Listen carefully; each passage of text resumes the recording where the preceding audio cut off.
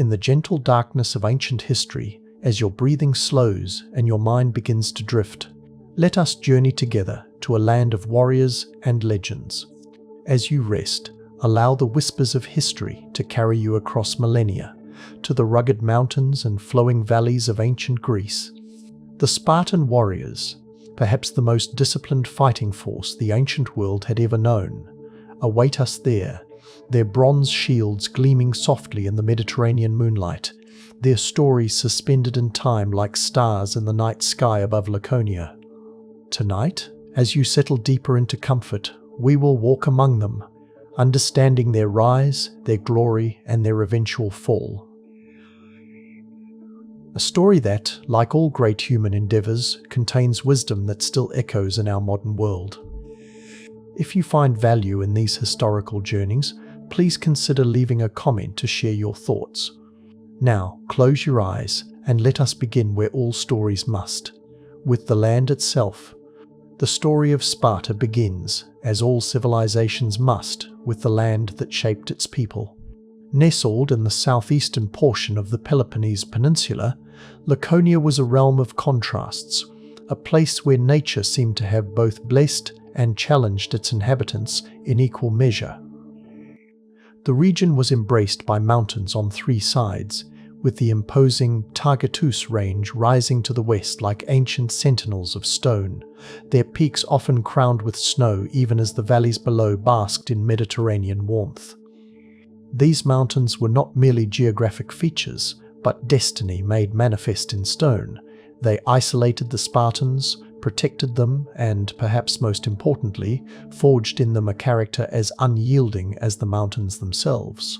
Through the heart of this land flowed the Eurotas River, a silver thread of life winding through a valley of surprising fertility. Imagine standing at daybreak on a hillside above this valley, the gentle sound of flowing water rising from below, the scent of wild herbs carried on the morning breeze, the first golden light of dawn illuminating fields of grain that rippled like the surface of a great inland sea. It was this fertile valley that would become the lifeblood of Sparta, providing the agricultural abundance that allowed its citizens to devote themselves entirely to the arts of war and governance. The climate of Laconia offered its own duality, winters that could be surprisingly harsh in the mountain regions, with biting winds sweeping down from snow-covered peaks, followed by long summers of intense Mediterranean heat that baked the clay soil to a dusty hardness by late season. The Spartans adapted to these seasonal rhythms, their agricultural calendar, and even their military campaigns dictated by the turning of the years. Perhaps in this landscape of extremes, we find the first seeds of the Spartan character, a people accustomed to endurance, to accepting nature's challenges without complaint. Olive trees dotted the landscape, their silver-green leaves shimmering in the breeze, their gnarled trunks speaking of centuries of slow, patient growth. These trees, like the Spartans themselves, were survivors, drought-resistant, long-lived, and bearing fruit only after years of careful tending. The olive became central to Spartan life, its oil used for cooking, for lighting their homes, for anointing their bodies before exercise, and for offering to their gods. In the patient nature of the olive tree, growing slowly but living for centuries, perhaps the Spartans saw a reflection of the society they wished to build, one that would endure while others rose and fell around them. The wildlife of the region played its part in shaping Spartan character as well. The mountains teemed with boar and wolves, dangerous prey that required courage and skill to hunt. Young Spartan men would prove themselves against these creatures, learning lessons in the wilderness that would serve them later on the battlefield. Imagine the silence of a forest hunt, the crunch of fallen leaves underfoot, the distant call of birds, the tension of the wait, and then the sudden, heart-pounding moment when predator and prey faced each other. These experiences, repeated across generations, cultivated the patience, alertness, and decisive action that would become hallmarks of the Spartan warrior. The coastline of Laconia opened to the Mediterranean, though the Spartans, unlike their Athenian counterparts, never fully embraced a maritime destiny. The sea was there, a shimmering blue boundary to their world, but their hearts remained tied to the land. On clear days, from certain vantage points, one might glimpse distant islands rising from the waters, tantalizing suggestions of a wider world beyond. Yet the Spartans chose to focus inward, to perfect their society rather than expand their horizons. This tension between isolation and engagement would define much of their history. The natural resources of the region were modest but sufficient. Iron could be found in the mountains, not abundant, but enough to forge the weapons that would make Sparta famous. Clay for pottery, stone for building, timber for construction and fuel. The land provided what was needed, though never in such abundance that the Spartans could afford to be wasteful. Perhaps in this moderate scarcity we find another key to understanding the Spartan character. They became a people who valued utility over luxury, function over form, sufficiency over excess. Even the night sky above Laconia played its role in the Spartan story. In an age before artificial light, the stars would have shone with remarkable clarity over the mountains and valleys, the constellations marking the passage of seasons and guiding agricultural activities. The Spartans, like all ancient peoples, wove the movements of celestial bodies into their religious observances and festivals. Imagine standing on a Laconian hillside as darkness fell, the last light fading from the western sky, the first stars appearing overhead, the distant fires of the city beginning to twinkle in the valley below, the cool evening air carrying the scent of pine and wild herbs. In such moments, the connection between land and people, between earth and sky, between the mortal and divine, must have seemed particularly tangible. Villages dotted the Laconian landscape, small settlements of farmers and herders who lived in the shadow of Sparta's power. These communities of perioikoi, dwellers around, were neither full Spartan citizens nor enslaved helots, but a middle class who managed trade, crafts, and commerce. Their presence allowed the unique Spartan system to function, for they handled the practical matters of economy and production that full citizens were forbidden to engage with.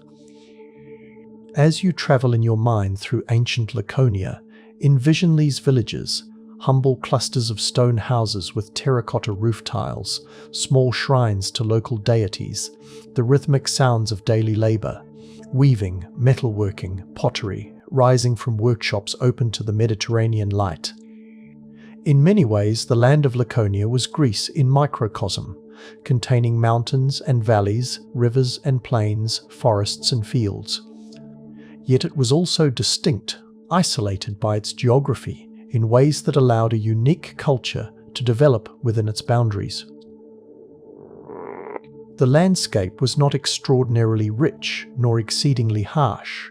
It was, perhaps, just challenging enough to forge strength without crushing the human spirit entirely. As in so many cases throughout history, geography became destiny. The Spartans did not emerge in this particular corner of Greece by accident. They were, in a very real sense, children of this land, shaped by its contours, nourished by its resources, protected by its mountains, and inspired by its beauty. As the stars wheel slowly overhead and your breathing deepens, let us move now from the eternal aspects of the land to the people who inhabited it, from the unchanging mountains and rivers to the flowing stream of human history. For from this land of contrasts arose a people unlike any other in the ancient world, a society that would take the lessons of their geography and transform them into one of history's most remarkable civilizations. The stage is set, now the actors must make their entrance. Let us turn next to the misty realm where history and myth intertwine, to the stories the Spartans told about their own beginnings. In the twilight realm between history and legend, where truth and imagination intertwine like mist among ancient olive trees, lie the origins of the Spartan people. before written records, before marble temples, before bronze-clad warriors stood in formation, there were stories, tales told in firelit halls, passed from generation to generation, each telling adding subtle layers like the patient accretion of sediment forming stone. These origin myths, while perhaps not factually accurate in the modern sense, contained deeper truths about how the Spartans understood themselves and their place in the cosmic order. The Spartans, like many ancient peoples, traced their lineage to divine ancestry. They claimed descent from Heracles himself, the greatest of Greek heroes, son of Zeus and embodiment of strength, courage, and endurance.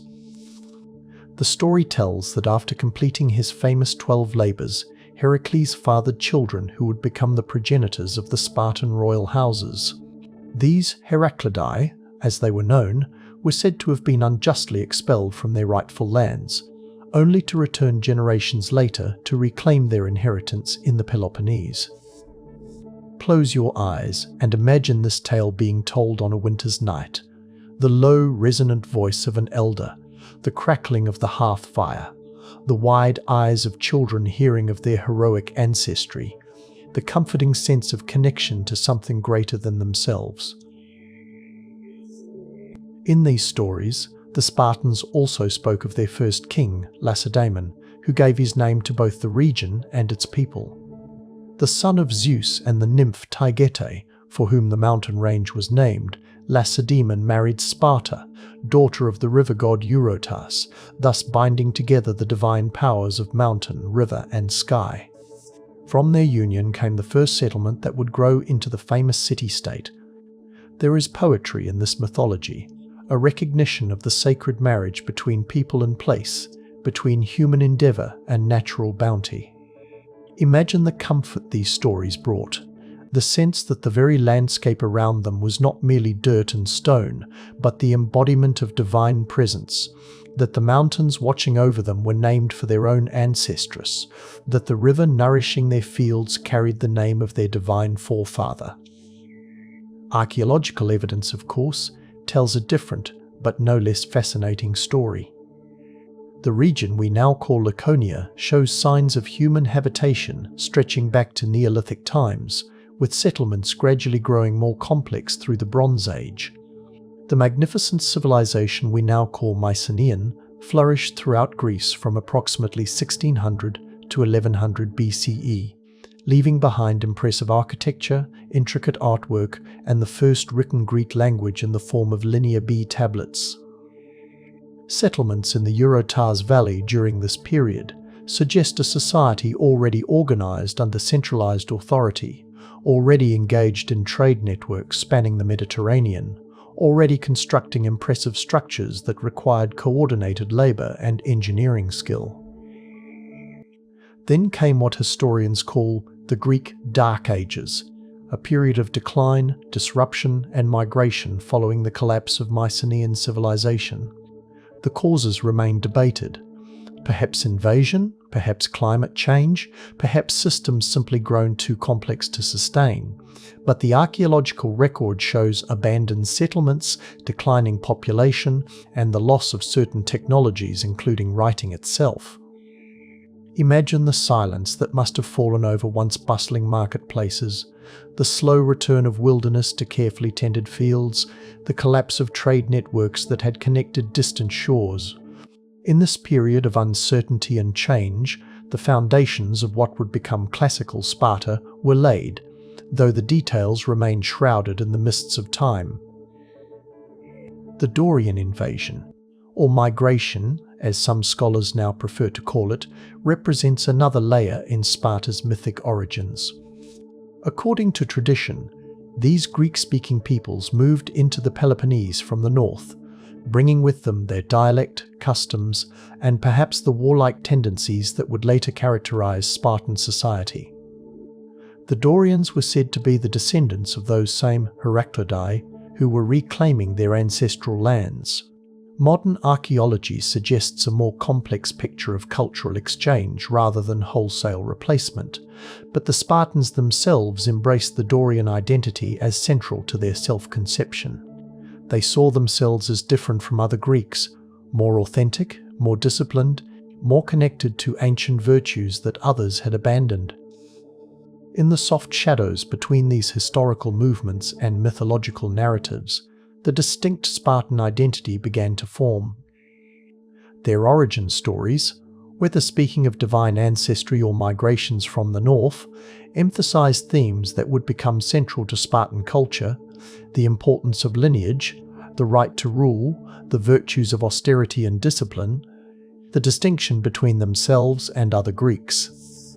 These were not merely tales to entertain, they were the cultural bedrock upon which Spartan society would be built. Religious beliefs intertwined with these origin myths, for the Spartans were deeply pious in their own austere way. Their pantheon included the standard Greek deities, but with particular emphasis on those gods associated with war and protection.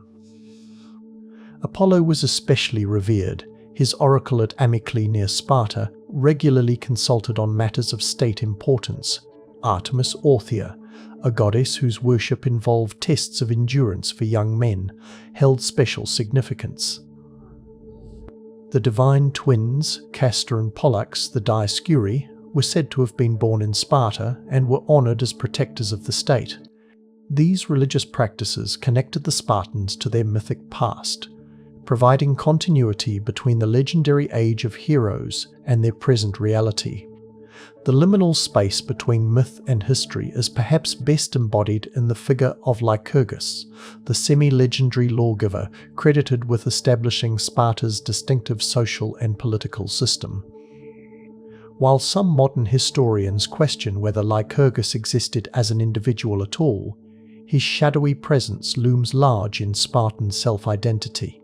The stories told of him, his travels to study other societies, his consultation with the Delphic oracle, his creation of a constitution that would endure for centuries, blend the historical process of institutional development with the mythic narrative of the culture. Hero who brings divine wisdom to his people. Like Moses receiving commandments on the mountain, Lycurgus was said to have brought divinely sanctioned order to human chaos. As you rest and listen, imagine how these stories would have echoed through generations of Spartan lives, told to children as they began their education, recited at religious festivals and civic gatherings, invoked by kings before battle and elders in council. They provided a framework for understanding the world, a justification for Spartan exceptionalism, and a model for proper conduct. In a society that valued tradition above innovation, these origin stories were not mere entertainment but foundational texts, the cultural DNA that shaped each new generation. The landscape itself kept these myths alive. A Spartan citizen walking through the countryside might pass a shrine said to mark where Heracles had rested, or a spring where a nymph had blessed their ancestors, or a stone said to have fallen from the heavens in the time of the first kings. The mountains that ringed their horizon were named for divine beings. The river that watered their fields carried the name of a god. The mythic past was not distant, but immediate, not abstract, but embodied in the world around them. Even as your mind drifts towards sleep, consider how our own societies still draw upon founding myths.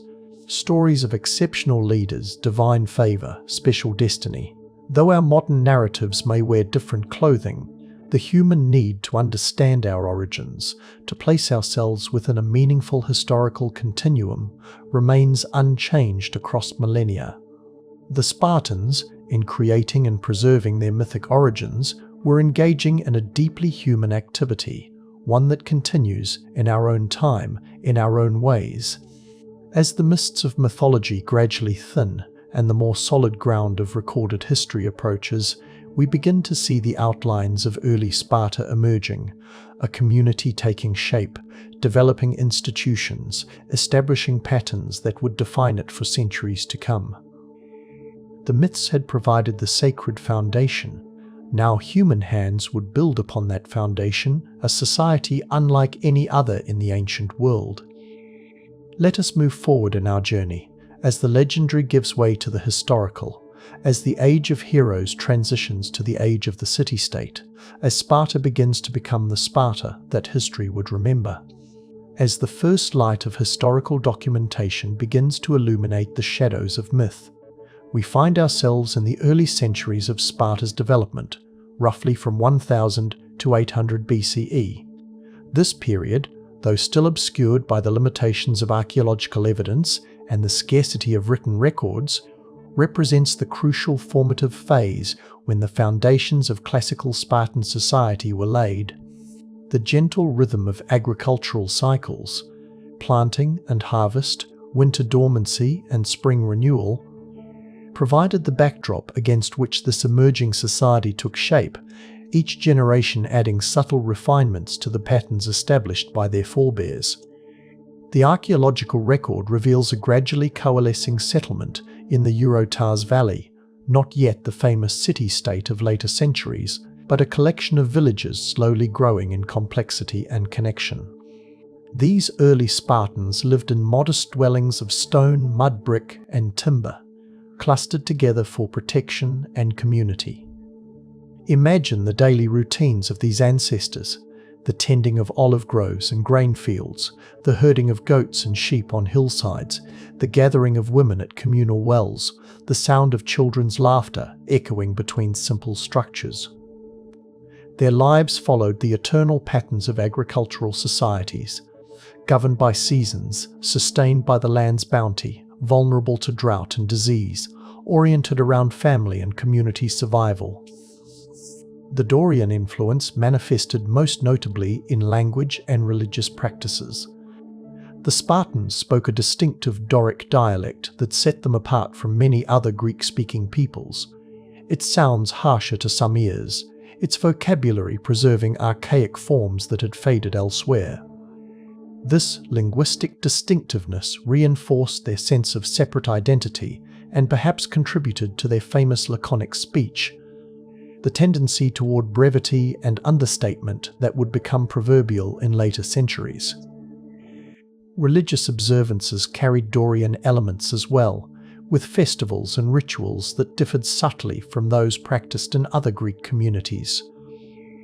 The worship of Apollocanius, for instance, was particularly associated with Dorian peoples, his festival marking the transition from summer to autumn with solemn processions and athletic competitions.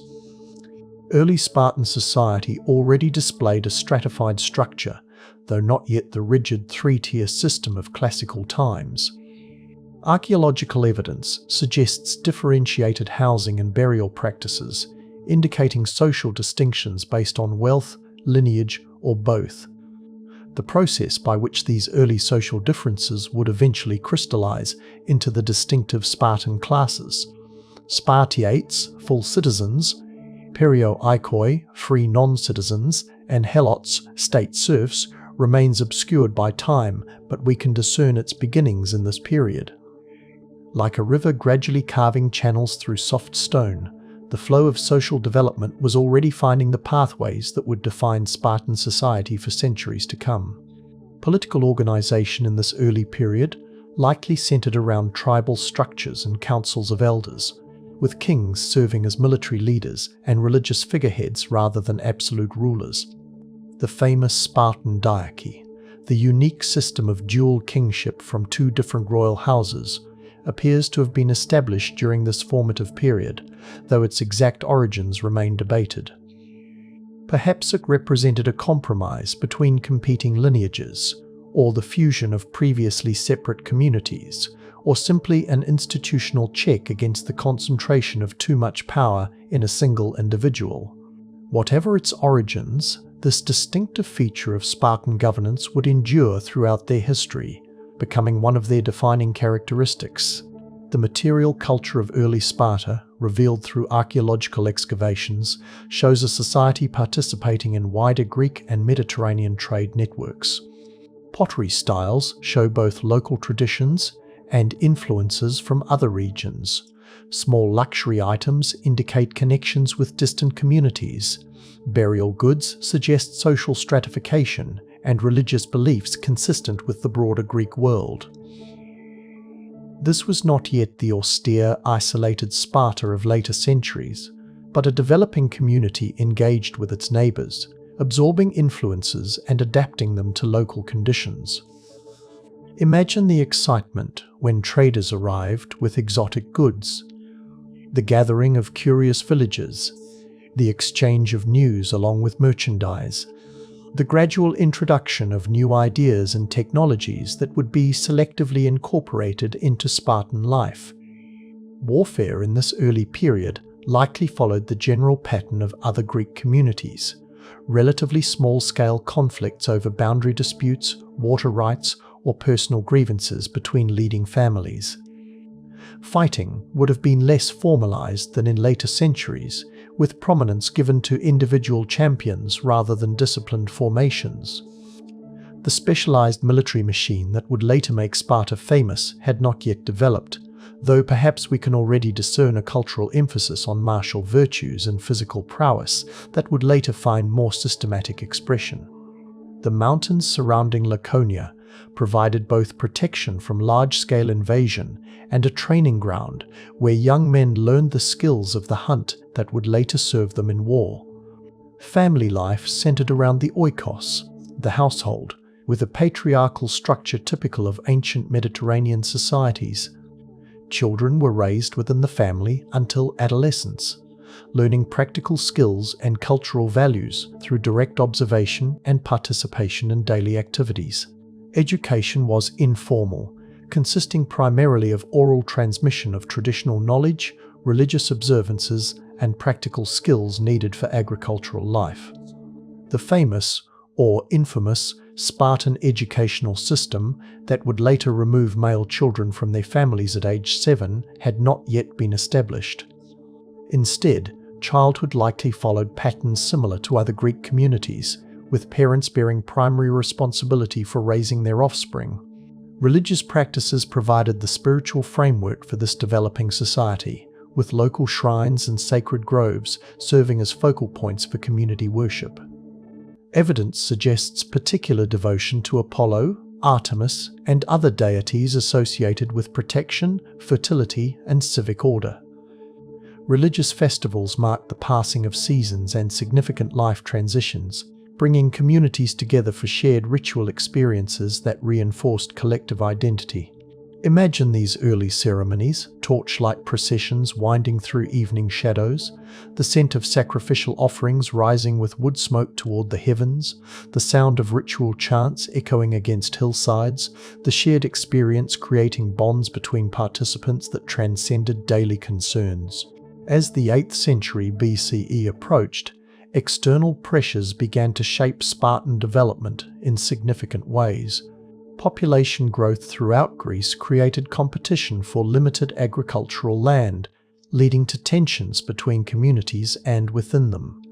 The phenomenon known as Greek colonization, the establishment of new settlements throughout the Mediterranean basin, represented one response to these pressures. Notably, while many Greek city-states established colonies abroad, Sparta chose a different path. Rather than sending excess population to found new communities elsewhere, they would soon embark on a program of territorial expansion within the Peloponnese itself, a decision with profound consequences for their subsequent development. The technological developments of the early Iron Age gradually transformed warfare throughout Greece. Improved metallurgy allowed for better weapons and armor. Agricultural advances supported larger populations. Contact with Near Eastern societies introduced new military concepts. These changes created conditions in which larger, more organized military forces became both possible and necessary. The famous Greek hoplite warfare, based on heavily armed infantry fighting in close formation, began to develop during this period, though its full expression lay in the future. Sparta, with its emerging emphasis on martial virtues, would eventually embrace and perfect this form of warfare, but the process was gradual, evolutionary rather than revolutionary. As you rest and listen to this ancient story unfolding, imagine how slowly these changes occurred, not in dramatic moments of transformation, but through the patient accumulation of small adjustments, adaptations, and innovations across generations. Each family passing down slightly modified practices to their children, each community gradually shifting its organization in response to changing conditions, each generation adding their own small contributions to the emerging cultural pattern. Like the formation of a pearl around a grain of sand, the distinctive Spartan identity was developing layer by layer, a process invisible to those living through it, but clear when viewed across the perspective of centuries. As the outlines of early Sparta gradually come into focus through the mists of time, we can begin to discern the foundations upon which the famous classical society would be built.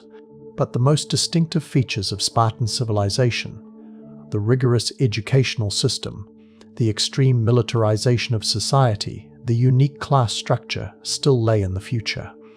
To understand how these developed, we must turn next to the figure who, whether historical or legendary, came to embody the transformation of Sparta from one Greek community among many to a unique social experiment, the lawgiver Lycurgus and his Great Rhetra. As your mind continues its journey toward restful sleep, let us follow the thread of Spartan development into this next crucial phase. In the gentle stillness between wakefulness and dreams, let us turn now to one of history's most enigmatic figures, Lycurgus, the legendary lawgiver whose vision would transform Sparta from an ordinary Greek polis into something extraordinary. Like a sculptor seeing potential in raw marble, Lycurgus is credited with perceiving in the Spartan people the possibility of a different kind of society, one founded not on commerce or art or philosophy, but on discipline, equality among citizens, and military excellence. Whether he existed as a single historical individual or represents the collective wisdom of generations, the constitutional framework attributed to him would shape Spartan life for centuries. Ancient sources place Lycurgus somewhere between the 9th and 7th centuries BCE, though modern historians tend to view the reforms associated with his name as a more gradual process that unfolded over generations rather than through a single act of creation.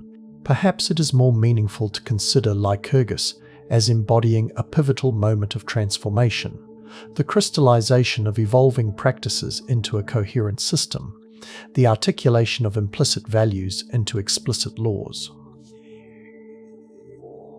The mists of time have obscured the historical details, but the essence of the vision remains clear across millennia. The traditional account tells us that Lycurgus was of royal blood, possibly serving as regent for a young king who travelled widely to study the laws and customs of other lands. Imagine him walking the streets of ancient cities, observing how different peoples organized their communities, governed themselves, raised their children, prepared for war. In Crete, he supposedly found inspiration in their communal practices. In Ionia, he studied the poetry of Homer, discerning in it timeless wisdom about human nature and governance.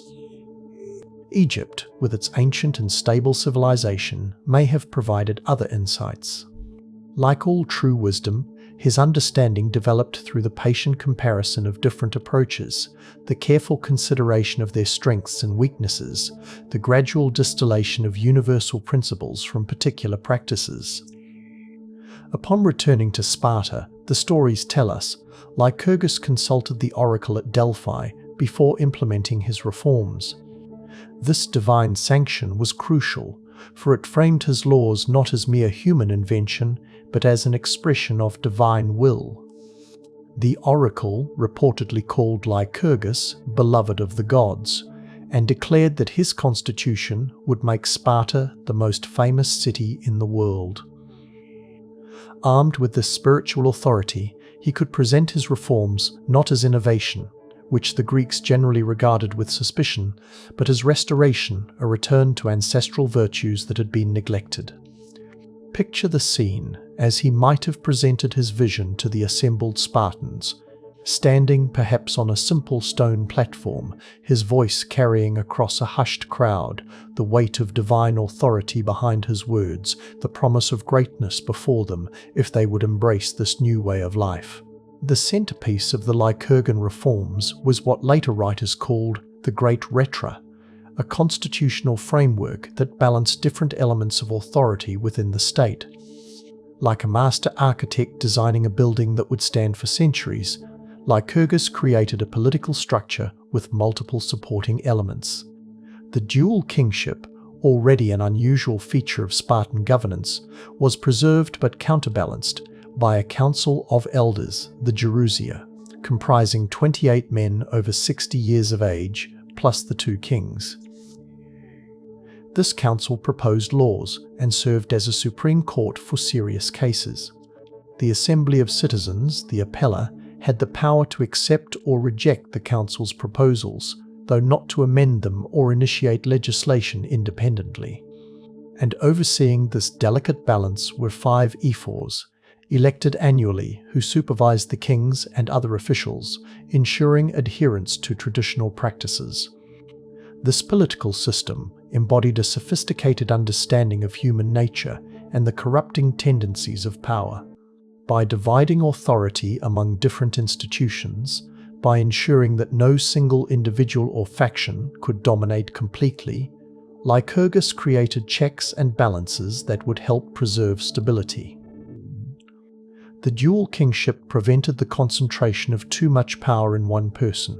The Council of Elders provided the wisdom of experience. The citizen assembly ensured broad participation. The ephors offered ongoing oversight. Like a complex musical composition with different instruments playing complementary roles, the Lycurgan constitution created harmony through balanced diversity. But the reforms went far beyond political structure, extending into the very fabric of daily life.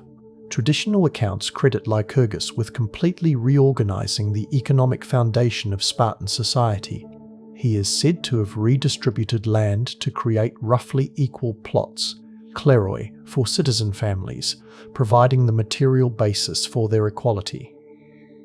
More controversially, he supposedly banned the use of gold and silver currency, replacing it with iron money that was deliberately made too heavy for commerce and too brittle for export.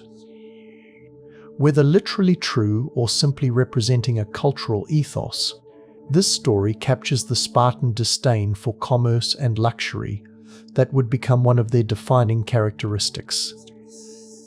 The social reforms attributed to Lycurgus were equally far-reaching. The creation of communal messes, syssitia, where citizen men ate together rather than with their families, represented a radical departure from normal Greek practice. Each member contributed a fixed portion from his landholding to support these common meals, and attendance was mandatory. Imagine these gatherings. Simple wooden tables in austere halls, men seated according to age and accomplishment, the food deliberately plain, the conversation focused on matters of virtue and civic importance. These communal meals served multiple purposes: reinforcing social bonds between citizens, removing opportunities for private luxury, allowing elders to evaluate and guide younger men, and creating a sense of equality that transcended inevitable differences in wealth or birth. The famous Spartan educational system, the Agoge, is also attributed to Lycurgus, though it likely evolved over time rather than emerging fully formed. This system, which removed boys from their families at age 7 and subjected them to rigorous communal training until age 30, represented perhaps the most radical departure from normal Greek practice. By transferring primary responsibility for child-rearing from the family to the state, Lycurgus created a mechanism for instilling collective values that superseded family loyalties. The focus on physical hardship, endurance, and military skills reflected a society oriented toward warfare, while the emphasis on obedience to authority and adherence to tradition ensured cultural continuity across generations. Even marriage and family life were reshaped by the Lycurgan vision. The age of marriage was deliberately set later than in other Greek societies, with men typically not marrying until 30 and women in their late teens or early 20s. This arrangement meant that couples had reached full physical maturity before reproduction, theoretically producing healthier offspring. The unusual degree of freedom granted to Spartan women, including physical education, the right to own property, and a more public role than women in other Greek cities, likely reflected the practical necessities of a society where men were frequently absent for military duties. Eugenic considerations also appeared in Spartan marriage customs, with the production of healthy children for the state viewed as the primary purpose of the union rather than personal fulfillment or family alliances. Religious practices were incorporated into the Lycurgan system rather than replaced, with traditional observances given new emphasis as mechanisms for reinforcing collective identity and values. The kings served as high priests for certain rituals, connecting political and religious authority. Festivals and ceremonies marked the progression of young people through developmental stages, publicly recognizing their advancement and integration into adult society. Even death was given meaning within this framework, with elaborate funeral rites permitted only for those who died in battle or women who died in childbirth, both being seen as sacrifices for the continuation of the state. Perhaps most fundamentally, the Lycurgan reforms created a new definition of citizenship and a new understanding of the relationship between individual and community. Unlike other Greek city-states where citizenship might be based primarily on birth, property ownership, or participation in commerce, Spartan citizenship became contingent on successful completion of the Agoge and ongoing participation in the military system. The concept of arete, excellence or virtue, was redefined in specifically Spartan terms, emphasizing physical courage, endurance of hardship, obedience to law, and devotion to the collective good rather than individual achievement or personal distinction. The famous Spartan mother's admonition to her son, "Return with your shield or on it," captured this ethos perfectly, valuing death in service to the state above survival through retreat. The elegant simplicity of the Lycurgan vision masked its radical nature, by reorienting every aspect of life toward the single goal of creating perfect warriors and perfect citizens, by treating these as essentially the same thing. Each element reinforced the others. Each practice served the overarching purpose of maintaining military readiness and social stability. The equality among citizens, the austerity of lifestyle, the communal living arrangements, the rigorous education system, the redefinition of family relationships all worked together like the interlocking parts of a well-designed machine. As with all profound social experiments, the Lycurgan system involved significant trade-offs. The extraordinary military prowess and internal stability of Sparta came at the cost of cultural and economic development. The focus on preservation rather than innovation meant that, while other Greek cities produced philosophers, dramatists, architects, and artists, Sparta remained culturally conservative.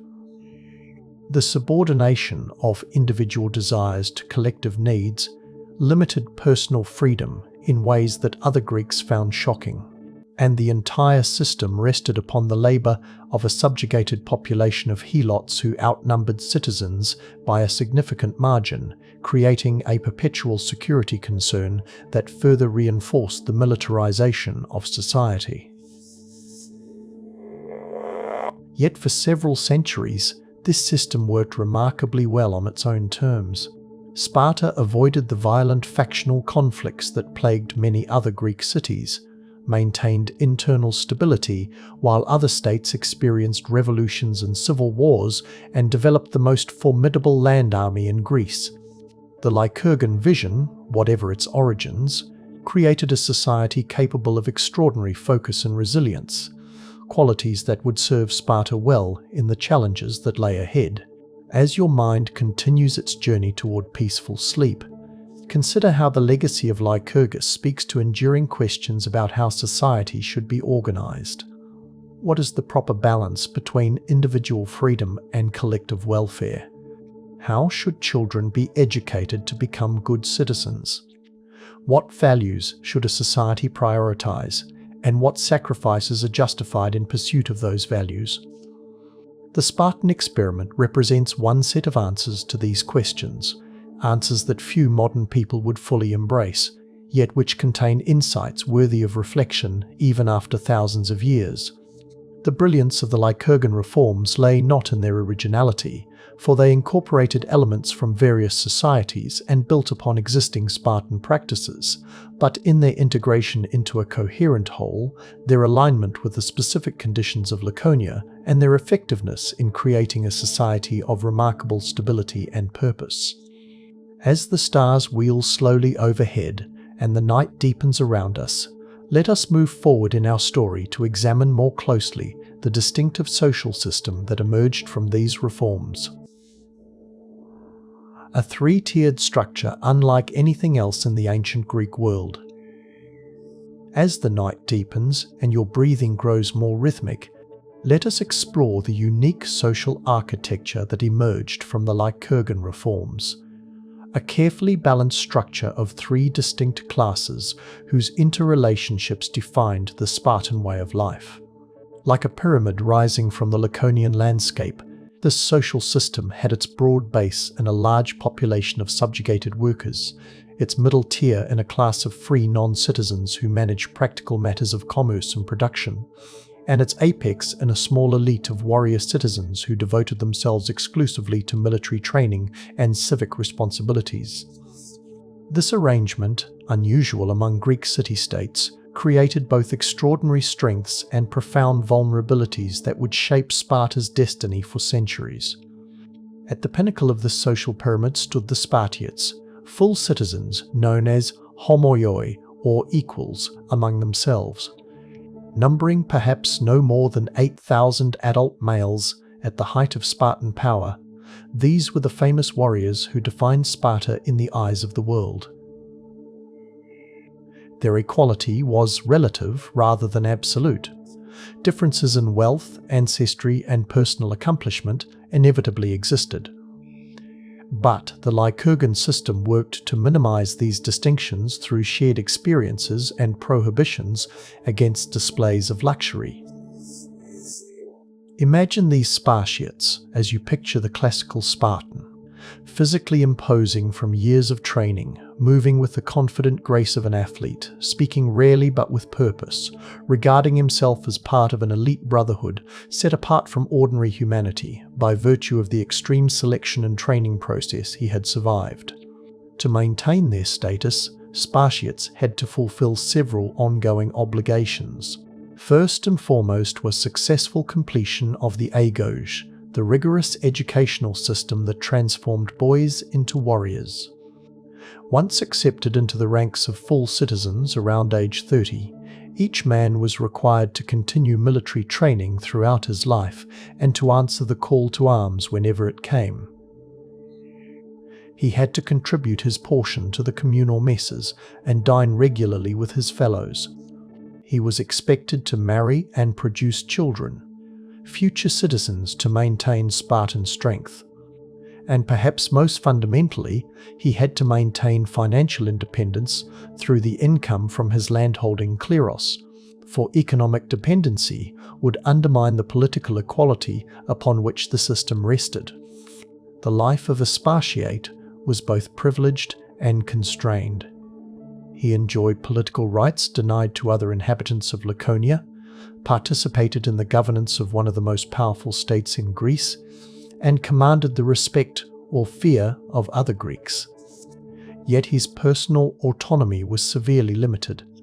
He could not engage in commerce or crafts, could not travel abroad without permission, could not choose his own educational path or career, could not live with his wife until age 30, could not even decide what to eat for dinner, as meals were communally determined.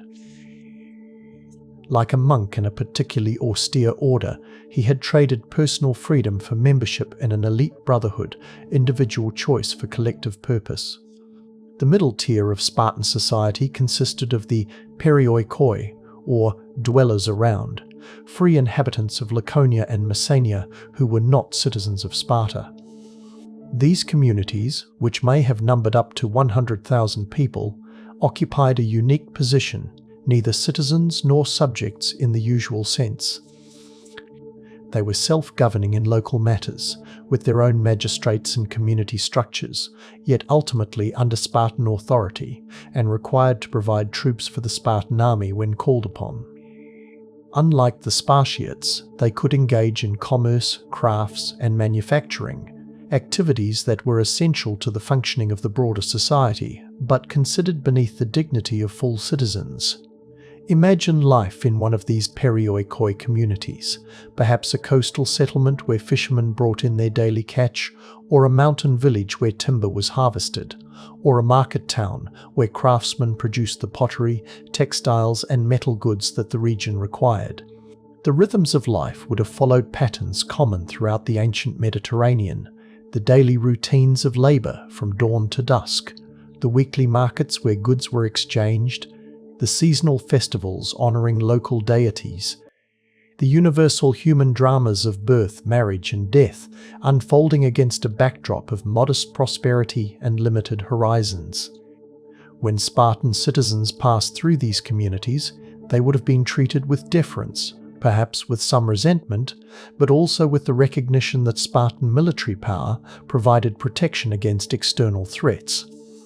The economic activities of the perioikoi were crucial to Sparta's functioning. They produced the weapons and armour that Spartan warriors carried into battle, crafted the household goods that furnished Spartan homes, facilitated the limited trade with other states that even isolationist Sparta required, and provided specialized services from medicine to metallurgy. In many ways, they represented the practical foundation that allowed the more idealistic Spartan citizen system to function, handling the mundane necessities of economic life so that the Spartiates could focus exclusively on their military and civic duties. Like the tendons connecting muscle to bone, the perioikoi communities provided essential linkages between Sparta and the outside world, between martial ideals and practical realities. At the base of the Spartan social pyramid existed the helots, a subjugated population who worked the land and performed essential labour while living in a condition that ancient sources describe as between slavery and freedom. Originally the native inhabitants of Laconia who had been conquered during Sparta's early expansion, their numbers grew substantially when Sparta conquered neighbouring Messenia in the late 8th century BCE. These Messenian helots, culturally distinct from their conquerors and harbouring memories of former independence, would remain a perpetual source of concern for Spartan security, with their potential for rebellion serving as both justification for and consequence of Sparta's extreme militarization. The daily life of a helot centered around agricultural labour. Each was assigned to work a specific kleros, the land holding allotted to a Spartiate family, from which they were required to deliver a fixed portion of the produce to their masters while keeping the remainder for their own subsistence. They lived in their own villages rather than in the households of their masters, maintained their own family structures, and practiced their own religious observances. Arrangements that allowed them a degree of cultural continuity and community support despite their subjugated status. Yet they remained fundamentally unfree, unable to leave their assigned lands, subject to corporal punishment, and living under the constant threat of violence sanctioned by the Spartan state. Perhaps the most chilling aspect of the helot system was the cryptia, a practice in which young Spartan men were sent into the countryside to surveil the helot population and summarily execute any who seemed particularly strong, intelligent, or potentially troublesome. This institutionalized terrorism served multiple purposes: eliminating potential leadership among the helots, providing a formative experience of violence for young Spartans, and reinforcing the atmosphere of fear that helped maintain control over a population that vastly outnumbered their masters. Imagine the psychological impact on both groups. the helots living with the knowledge that death could come suddenly from the shadows, the young Spartans learning to view lethal violence against the defenseless as a civic duty rather than a moral transgression. Yet despite these harsh conditions, the helot system was not identical to chattel slavery as practiced in other Greek states. Helots could not be sold abroad or separated from their families at an owner's whim. They maintained their own communities and cultural practices. They kept a portion of what they produced rather than working solely for another's benefit. In times of extreme military necessity, they might even be promised freedom in exchange for military service, though Sparta's reluctance to arm potential enemies meant such promises were often broken once the crisis passed. Their status existed in a grey area, a distinct ethnic group collectively subjugated rather than individuals purchased as property, yet fundamentally unfree and subject to institutionalized violence. The relationship between these three social tiers created a system of remarkable stability but also inherent tensions. The Spartiates depended economically on the helots who worked their lands, militarily on the perioikoi who supplemented their armies and produced their weapons, yet maintained strict boundaries to preserve their elite status and privileges. The perioikoi benefited from Spartan military protection and the specialized economic niches available to them, yet remained permanently excluded from full political participation in the state they supported. The helots survived within a system of oppression by maintaining their cultural identity and community solidarity, occasionally finding opportunities to resist or rebel when Spartan power weakened, yet facing devastating consequences when such attempts failed. This social structure differed profoundly from those of other Greek city-states. Athens and other democracies extended citizenship rights to a much broader segment of their free male population, including artisans, merchants and farmers who would have been excluded from Spartan citizenship. Oligarchic states typically based political rights on wealth rather than heredity and military training. Most importantly, while other Greek states certainly practiced slavery, none based their entire social and economic system on the subjugation of a separate ethnic population in the manner of Sparta's helot system. This unique arrangement both enabled Sparta's extraordinary military focus and created the security concerns that made such focus necessary, a self-reinforcing cycle that defined Spartan society. The numbers within each social tier shifted over time, with significant consequences for Spartan history. The population of full citizens gradually declined from its peak, a result of various factors including the rigid requirements for maintaining citizen status, the concentration of landholdings through marriage and inheritance despite legal prohibitions, casualties in seemingly endless wars, and declining birth rates among the elite. This demographic erosion, at the top of the social pyramid, created increasing strain on the system, as fewer Spartiates attempted to control the same number of helots and maintain the same regional hegemony, requiring even greater military readiness from each individual citizen and heightening dependence on perioikoi troops to supplement their forces. As the night deepens around us and sleep draws nearer, consider how this social system, for all its apparent rigidity, contained within it the seeds of both Sparta's greatest triumphs and its eventual decline.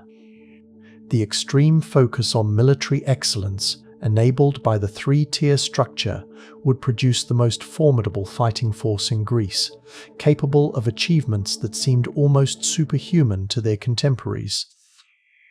Yet the inherent contradictions and pressures within the system, the constant fear of helot rebellion, the gradually shrinking citizen body, the tension between isolation and engagement with the wider world, would eventually contribute to Sparta's downfall. Like a magnificent but unbalanced structure, the Spartan social pyramid stood impressively for centuries before gradually yielding to the forces of time and change. Let us now turn our attention to the most famous aspect of this remarkable society: the educational system that transformed Spartan boys into the warriors who would defend this social order. As your consciousness drifts toward the borders of sleep, Imagine yourself witnessing the making of these legendary soldiers, a process that began in earliest childhood and continued throughout a Spartan man's entire life. In the gentle darkness as sleep approaches, let us explore the most distinctive feature of Spartan society, the Agoge, the rigorous educational system that transformed ordinary boys into extraordinary warriors. Unlike any other educational program in the ancient world, the Agoge was not merely about imparting knowledge or skills, but about fundamentally reshaping human nature itself, forging individuals who would prioritize collective welfare above personal comfort, who would embrace hardship rather than avoiding it, who would face death without fear and life without indulgence. This system, perhaps more than any other aspect of Spartan society, both fascinated and horrified other Greeks and continues to capture the imagination of people today. The process began, in a sense, even before birth. Spartan marriage customs were designed with eugenics in mind, the deliberate pairing of physically fit individuals to produce healthy offspring. Unlike other Greek societies where marriages might be arranged based on family alliances, property considerations, or personal connections, Spartan unions were viewed primarily as a means of producing new citizens for the state. Women were encouraged to exercise and maintain physical fitness to better bear strong children, and men were expected to choose partners capable of producing healthy offspring. When a child was born, it faced its first and most basic test, an inspection by the elders of the tribe, who would determine whether the infant appeared strong enough to be worth raising.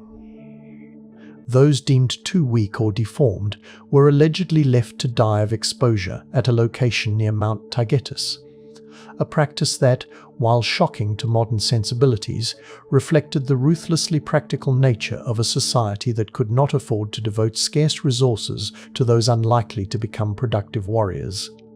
For those who passed this first selection, early childhood unfolded within the family household, though with notable differences from other Greek societies.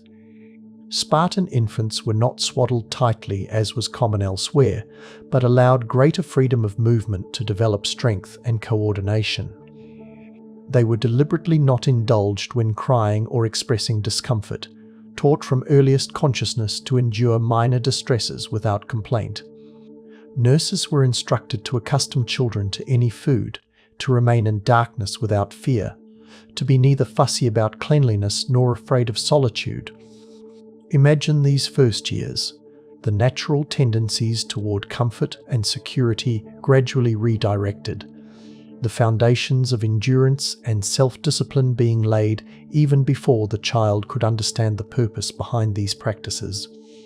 At age 7 came the moment that defined the Spartan system, separation from the family and formal induction into the Agoge.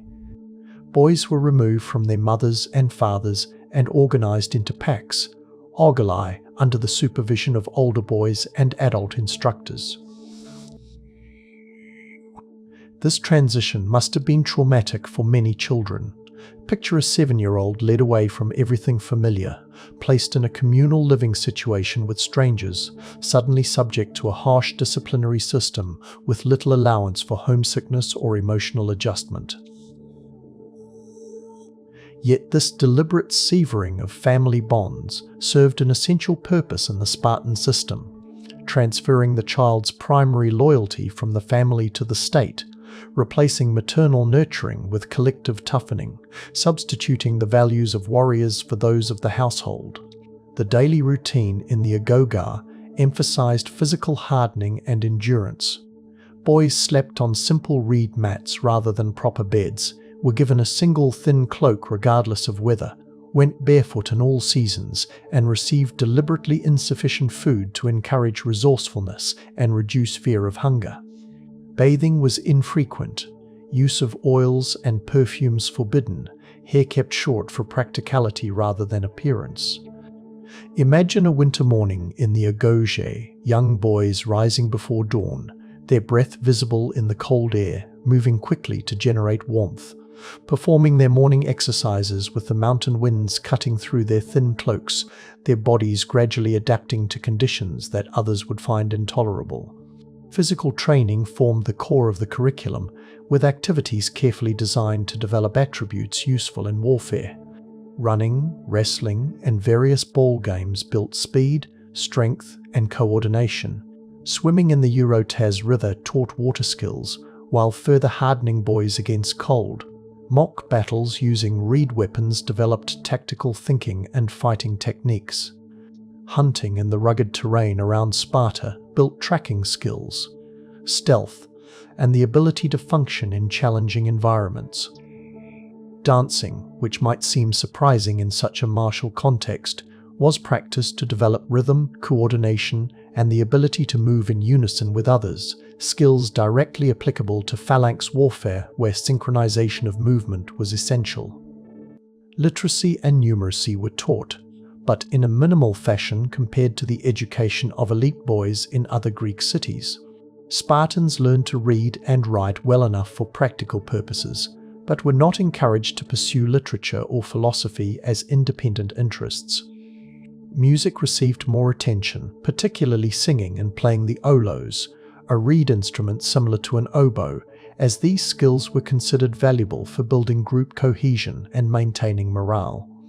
The poems of Homer were studied not as literature, but as exemplars of heroic virtue, and Spartan boys were expected to memorize passages celebrating courage, loyalty, and self-sacrifice. Imagine an evening in the Agoge. Tired from the day's physical exertions, boys might gather to sing traditional songs celebrating Spartan values or recite poetry about ancient heroes, these cultural practices serving to reinforce the martial ethos that permeated every aspect of their education. Perhaps the most notorious aspect of the Agoge was its emphasis on pain endurance. Boys were regularly subjected to physical punishment for minor infractions, not merely as discipline, but as training in the ability to withstand pain without complaint. The annual ritual at the altar of Artemis Orthia represented the extreme expression of this philosophy.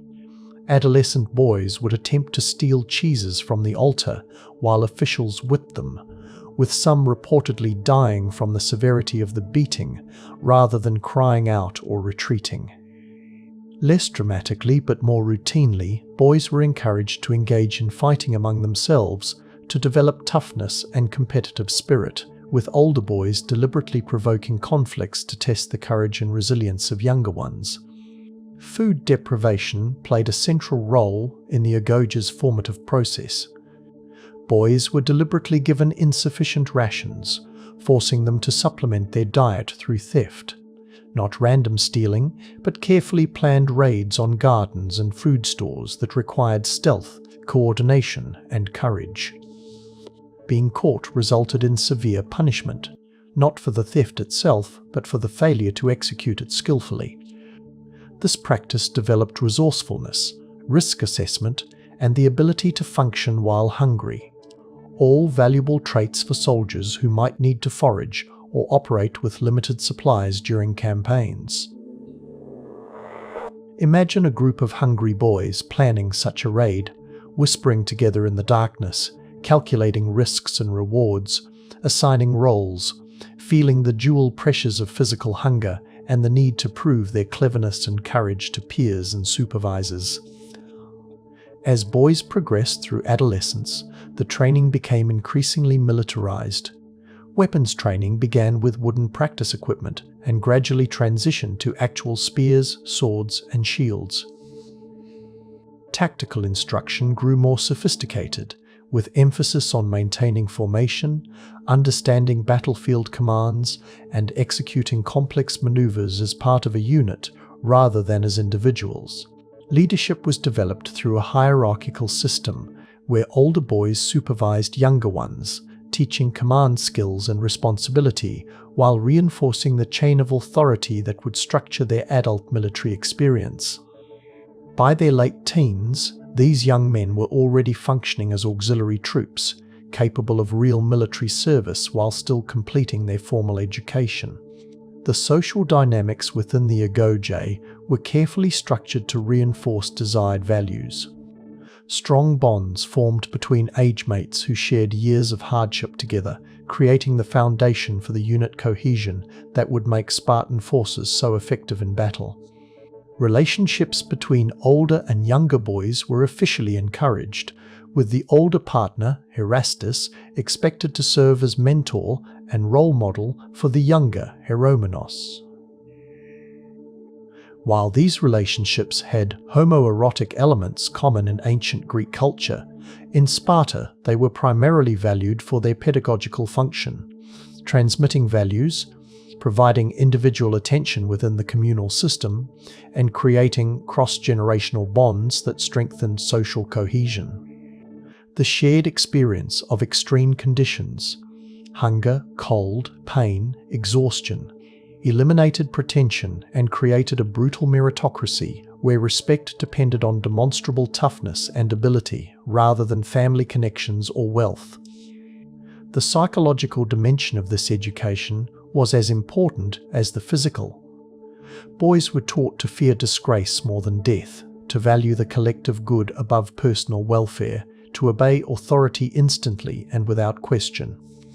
The famous Spartan laconic speech, terse, direct communication without embellishment, was deliberately cultivated, with boys trained to answer questions with maximum brevity and punished for unnecessary wordiness. Even humour took a distinctive form, with Spartans favouring cutting wit and ironic understatement rather than elaborate jokes or stories. Imagine the psychological transformation occurring within these developing minds. Natural childish tendencies towards self-preservation and comfort gradually replaced by an internalized value system that prioritized honor, duty, and collective welfare above all individual concerns. Around age 20, young men entered a transitional phase as erains, no longer boys but not yet full citizens. They continued to live in barracks, now supervising younger boys, while receiving more advanced military training themselves. Selection for the elite hippies, knights, though they fought as infantry, brought special prestige, marking those chosen as the most promising of their age cohort. These years served as a final polishing phase, allowing young men to develop leadership skills and demonstrate their readiness for citizenship while still under structured supervision. The most successful would eventually be chosen as officers, leading units of their peers once they entered full military service.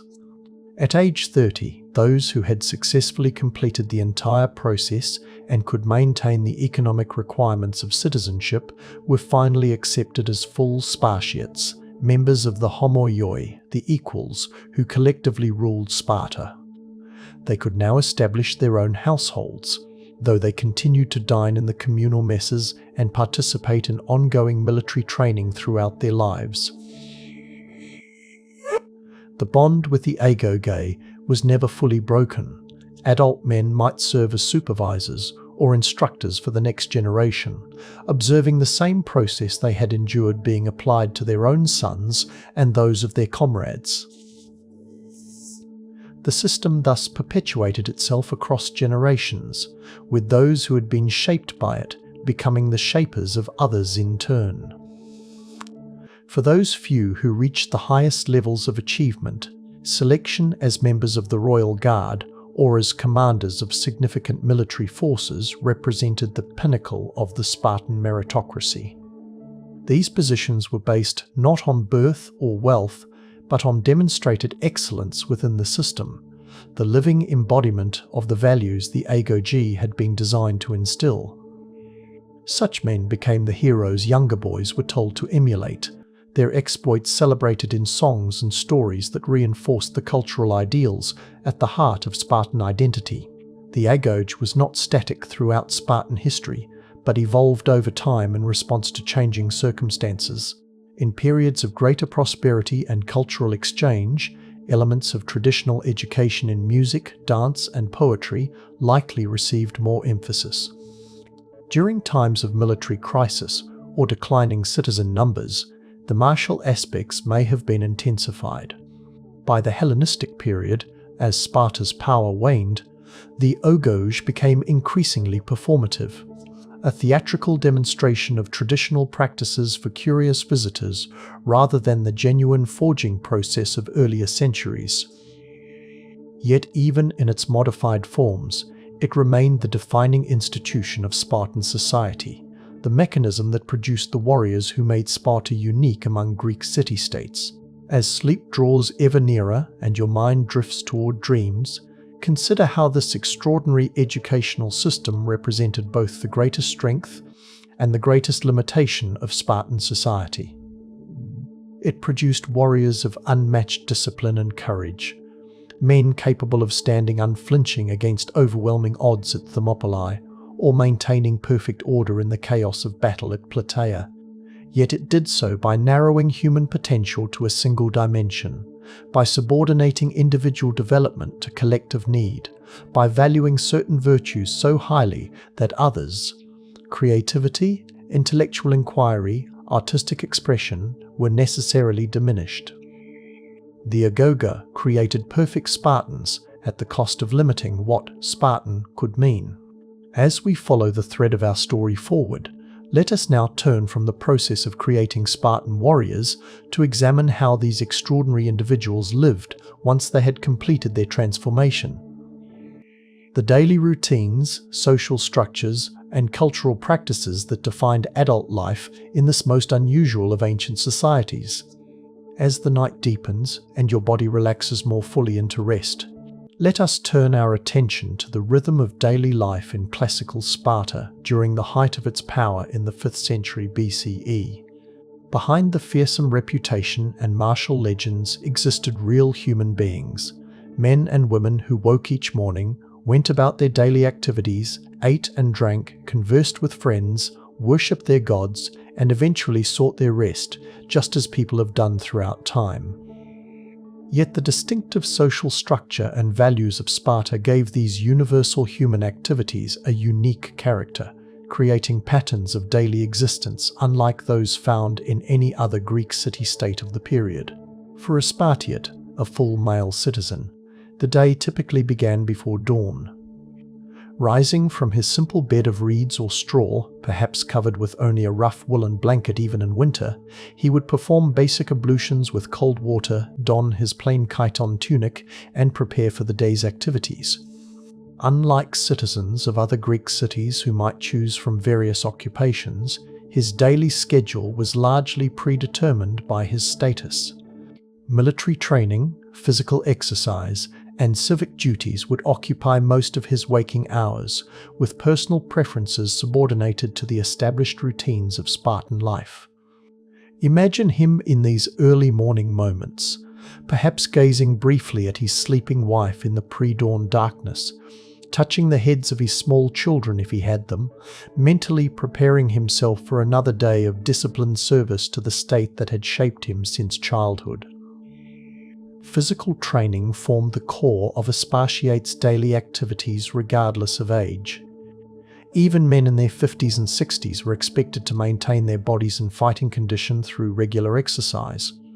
A typical morning might include running, wrestling, javelin throwing, or practice with weapons, often conducted in groups to maintain unit cohesion and competitive spirit. These activities took place in the dromos, an open area set aside for athletic training, or in the countryside around Sparta. Unlike the elaborate gymnasiums found in other Greek cities, Spartan training facilities were deliberately austere, emphasizing function over comfort or aesthetics. Picture these men exercising together in the early morning light, their movements efficient and practiced, their bodies hardened by decades of training, their interactions marked by the terse communication and understated humor characteristic of Spartan culture. After morning exercise came the first significant meal of the day, taken not at home but in the communal dining halls or syssitia. Each citizen belonged to a specific dining group of about 15 men, with membership determined by mutual selection rather than assignment. These groups formed important social units within Spartan society, creating bonds of loyalty that transcended even family ties. The food served at these meals was deliberately plain. The infamous black broth made from boiled pork, blood and vinegar served as a staple, along with barley bread, cheese, figs and wine in moderate quantities. Imagine the scene in one of these dining halls, men seated according to age and accomplishment, the eldest sharing wisdom or posing moral questions to younger members, conversations focusing on matters of virtue and public affairs rather than personal concerns, the atmosphere one of restrained camaraderie rather than boisterous celebration. For younger citizens, the period following the morning meal might be devoted to hunting, an activity valued not merely for providing food or sport, but for developing skills directly applicable to warfare. Tracking, stalking, coordinated group action, and the final decisive moment of the kill all had parallels in military operations. The rugged terrain around Sparta, with its mountains, forests, and river valleys, provided challenging environments that built endurance and resourcefulness. Older citizens might instead attend to civic responsibilities, serving on juries, participating in the assembly when it was convened, or fulfilling administrative duties if elected to office. Unlike Athens, where political participation could become almost a full-time occupation for engaged citizens, Spartan governance was deliberately streamlined, with limited opportunities for extended debate and a preference for tradition over innovation.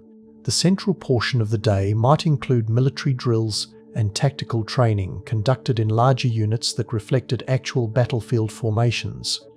The famous Spartan phalanx, a densely packed rectangular formation of heavily armed infantry, required constant practice to maintain the discipline and coordination that made it so effective.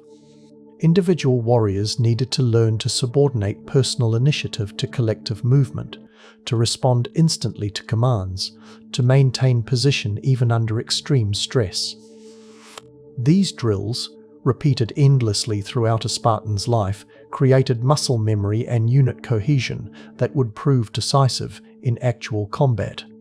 Imagine these practice sessions, the rhythmic movement of shields and spears, the dust rising from hundreds of sandaled feet moving in unison, the shouted commands echoing across the training ground, the sense of becoming part of something larger than oneself that such coordinated action inevitably produces. Afternoons might bring what limited personal time a Spartiate enjoyed. Some visited their land holdings to check on the helots working their kleros, though they did not engage in agricultural labour themselves. Others spent time with younger boys in the Agoge, serving as mentors or instructors and thereby perpetuating the system that had formed them.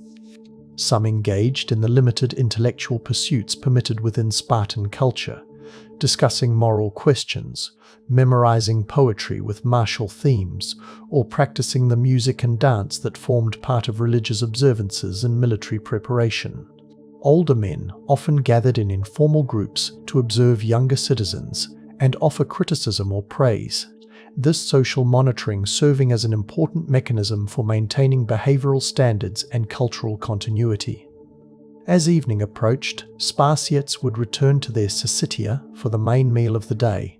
Similar in content to the morning repast, but perhaps more substantial, this communal dinner represented not merely nutrition, but a daily renewal of the bonds between citizens.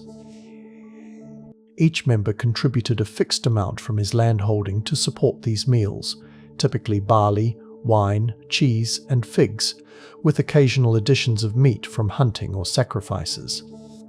Those who could not maintain these contributions risked losing their citizen status, creating a direct connection between economic sufficiency and political rights that helped maintain the equality among citizens that Spartan society valued. The simple food and plain surroundings reflected the overall Spartan ethos, functional rather than luxurious, sufficient rather than excessive, communal rather than individualistic. After the evening meal, married men might return briefly to their homes to spend time with their wives and children before sleep. For younger men still living in barracks, evenings provided time for social bonding with age mates, conversations, simple games, or singing traditional songs that reinforced Spartan values. Religious observances might occupy some evenings, with sacrifices, processions, or ceremonial dances scheduled according to the lunar calendar. Sleep came early by modern standards, with most Spartiates retiring shortly after sunset in keeping with the natural rhythms that governed life before artificial lighting.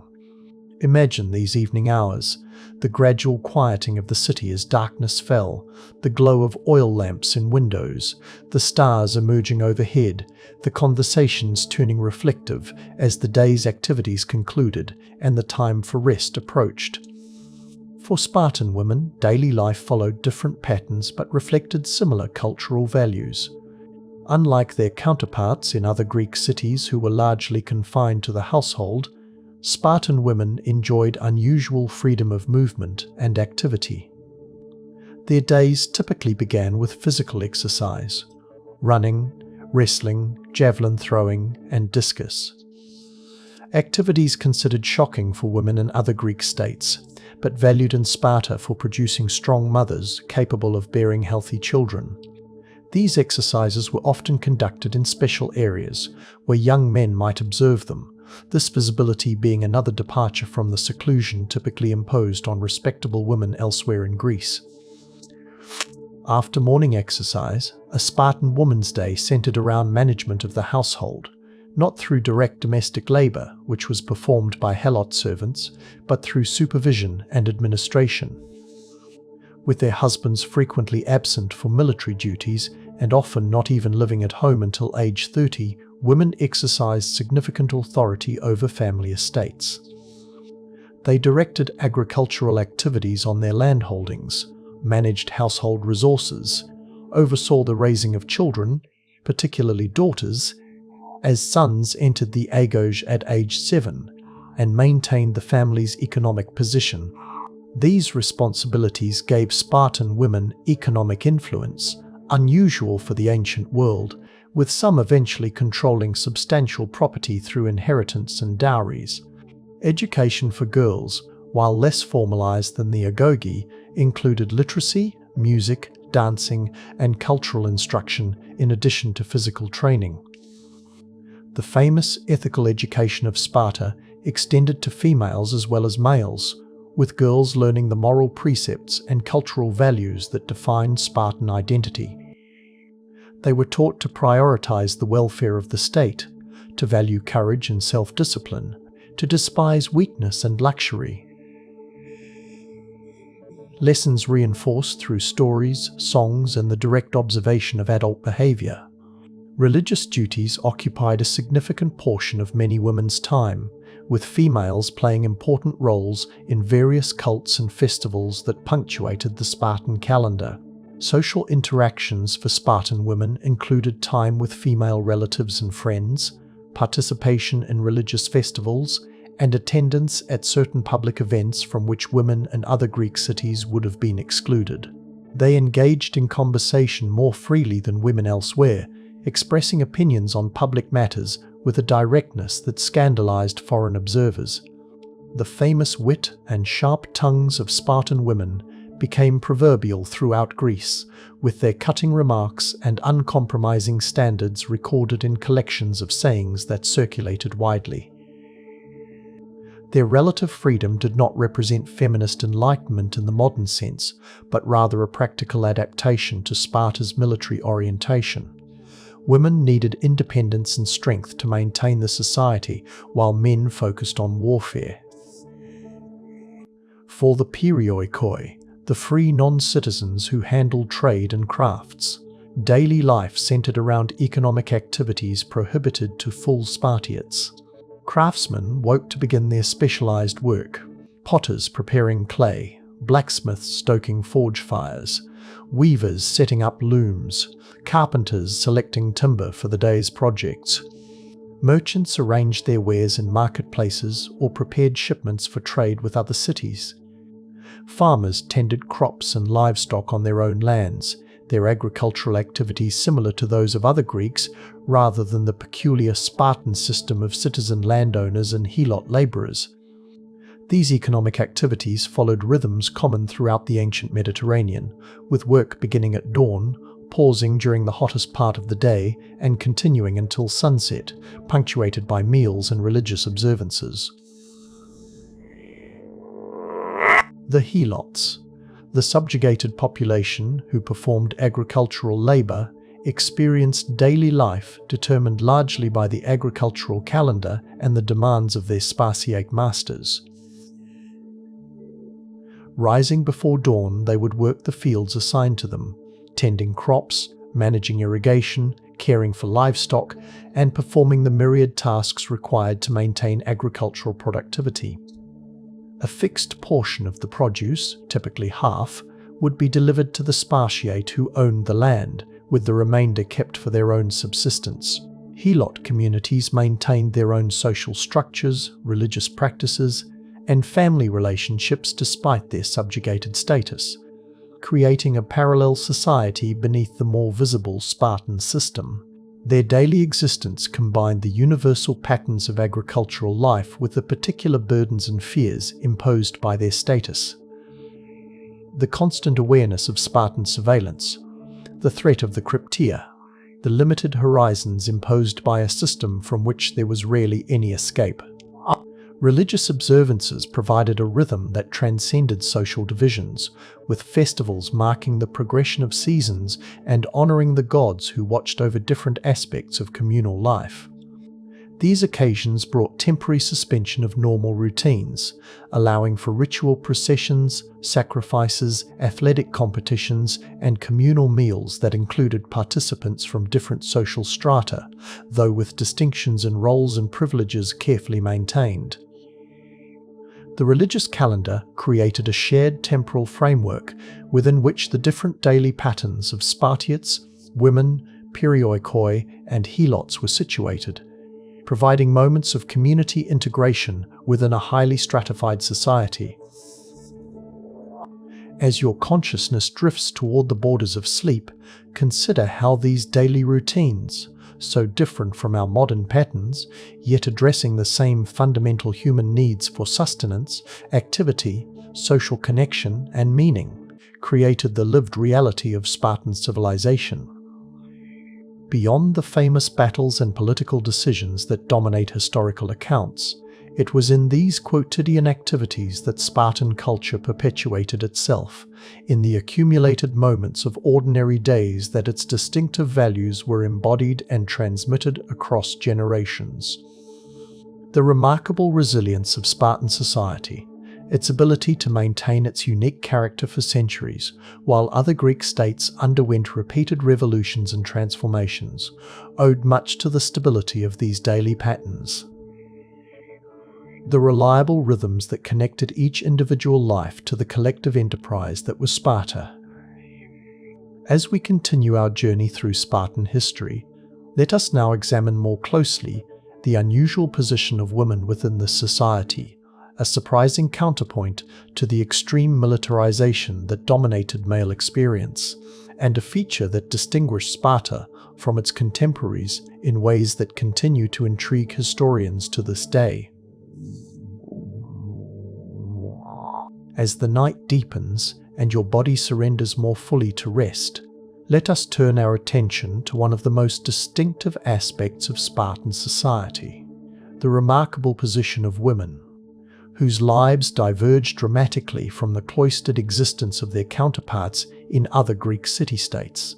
In a civilization so thoroughly defined by its military orientation and masculine warrior ethos, the comparative freedom and influence granted to women represents a fascinating paradox, an unexpected flourishing of female autonomy within what might seem the most unlikely soil. The story of Spartan women offers a gentle reminder that historical realities often defy our simplistic categorizations, that human societies rarely develop along perfectly consistent lines. From earliest girlhood, the experience of a Spartan female differed from that of girls elsewhere in Greece. while Athenian girls and those in other polis were confined largely to the women's quarters of the household, the gynaikaion, learning domestic skills and rarely appearing in public spaces, young Spartan girls enjoyed remarkable physical freedom.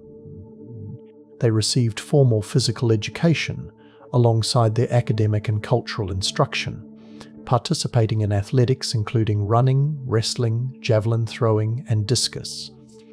Imagine these young girls in the clear Laconian morning light, their bodies moving with the natural grace of youth, their exertions raising a healthy glow to their cheeks, their competitions generating the same spirit of excellence, arete, that their brothers pursued in the Agoge, though without the extreme hardships that characterized male training. This physical education served multiple purposes within the Spartan system. Most explicitly, it aimed to produce strong, healthy women capable of bearing robust children for the state, a form of eugenics that viewed maternal fitness as the foundation of civic strength. More subtly, it instilled the same values of discipline, endurance, and competitive excellence that defined the male experience, creating a shared cultural framework that bridged the gender divide more effectively than in other Greek societies. And perhaps most radically, it rejected the prevailing Greek notion that female beauty required delicate pallor and sheltered softness, celebrating instead an aesthetic of strength, vigor, and natural health that allowed women to develop their physical potential rather than constraining it. Clothing customs reflected this different attitude toward female bodies. While women elsewhere in Greece were expected to remain covered from head to toe whenever they might be seen by men outside their immediate family, Spartan girls and women wore shorter chitons, tunics, that allowed greater freedom of movement, particularly during exercise. Some ancient sources claim they exercised in minimal clothing or even nude on certain occasions, similar to male athletes, a practice that scandalized other Greeks but was defended by Spartans as natural and beneficial. Whether or not these more extreme claims are accurate, the greater physical visibility of Spartan women represented a significant departure from Greek norms, suggesting a society less concerned with controlling female sexuality through concealment and more confident in its ability to regulate behavior through cultural values and community oversight. Education for Spartan girls included not only physical training but also literacy, numeracy, music, and poetry, a curriculum similar in content, if not in intensity, to that provided for boys.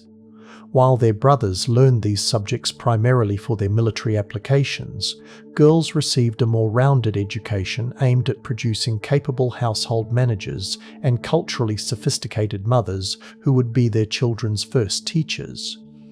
Religious instruction featured prominently, preparing girls for the important roles women played in Sparta's spiritual life, including service as priestesses for various cults and leadership in female religious rituals.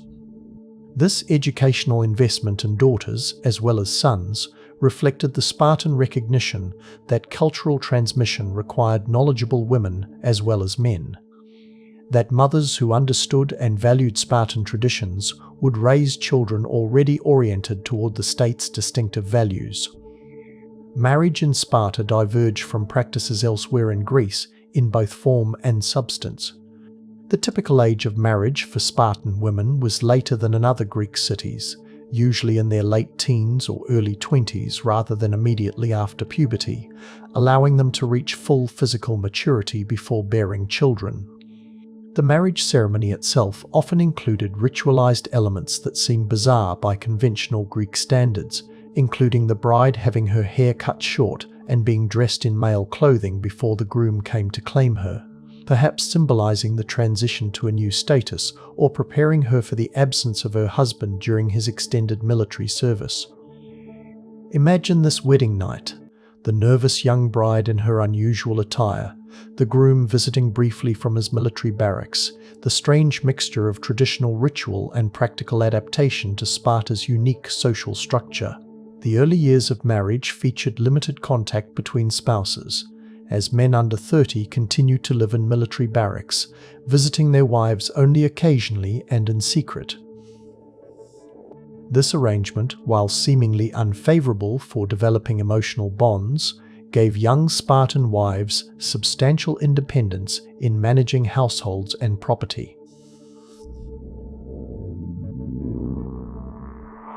Unlike women in other Greek cities who lived under the constant supervision of their husbands or male relatives, Spartan wives exercised real authority over domestic affairs from the beginning of their marriages, making decisions and solving problems without daily male oversight.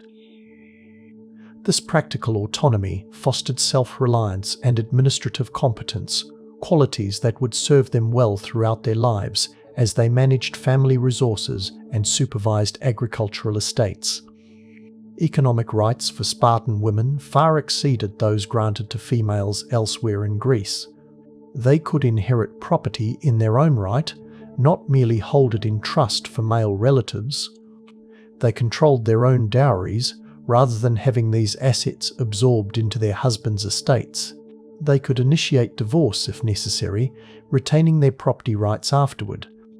These economic protections gave Spartan women a degree of financial independence rare in the ancient world, with some eventually controlling substantial wealth through inheritance from fathers and husbands killed in war. By some ancient accounts, women eventually owned around 40% of Spartan land, a figure that, while perhaps exaggerated, indicates their significant economic presence.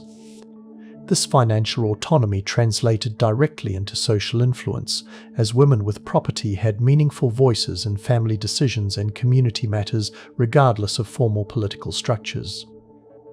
The famous outspokenness of Spartan women represented another departure from Greek norms. While women elsewhere were expected to remain silent in public and defer to male opinions even in private, Spartan women expressed themselves freely and forcefully. They commented on public affairs, judged the performance of their husbands and sons according to Spartan standards of courage and honor, and participated in community discourse with a directness that shocked foreign observers. Collections of sayings attributed to Spartan women circulated throughout the ancient world, recording their sharp wit and uncompromising ethics. The mother who told her son to come back with his shield or on it. The wife who responded to a visitor's comment that Spartan women were the only ones who could rule men by saying, "Because we are the only ones who give birth to men." The woman who, when asked what dowry she would bring to her marriage, replied simply, "Self-discipline." This unusual female autonomy existed within clear limits, however.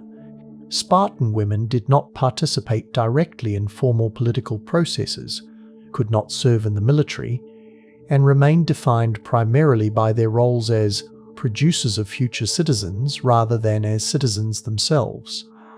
Their relative freedom served the larger purposes of the Spartan state, rather than representing early feminism in any modern sense.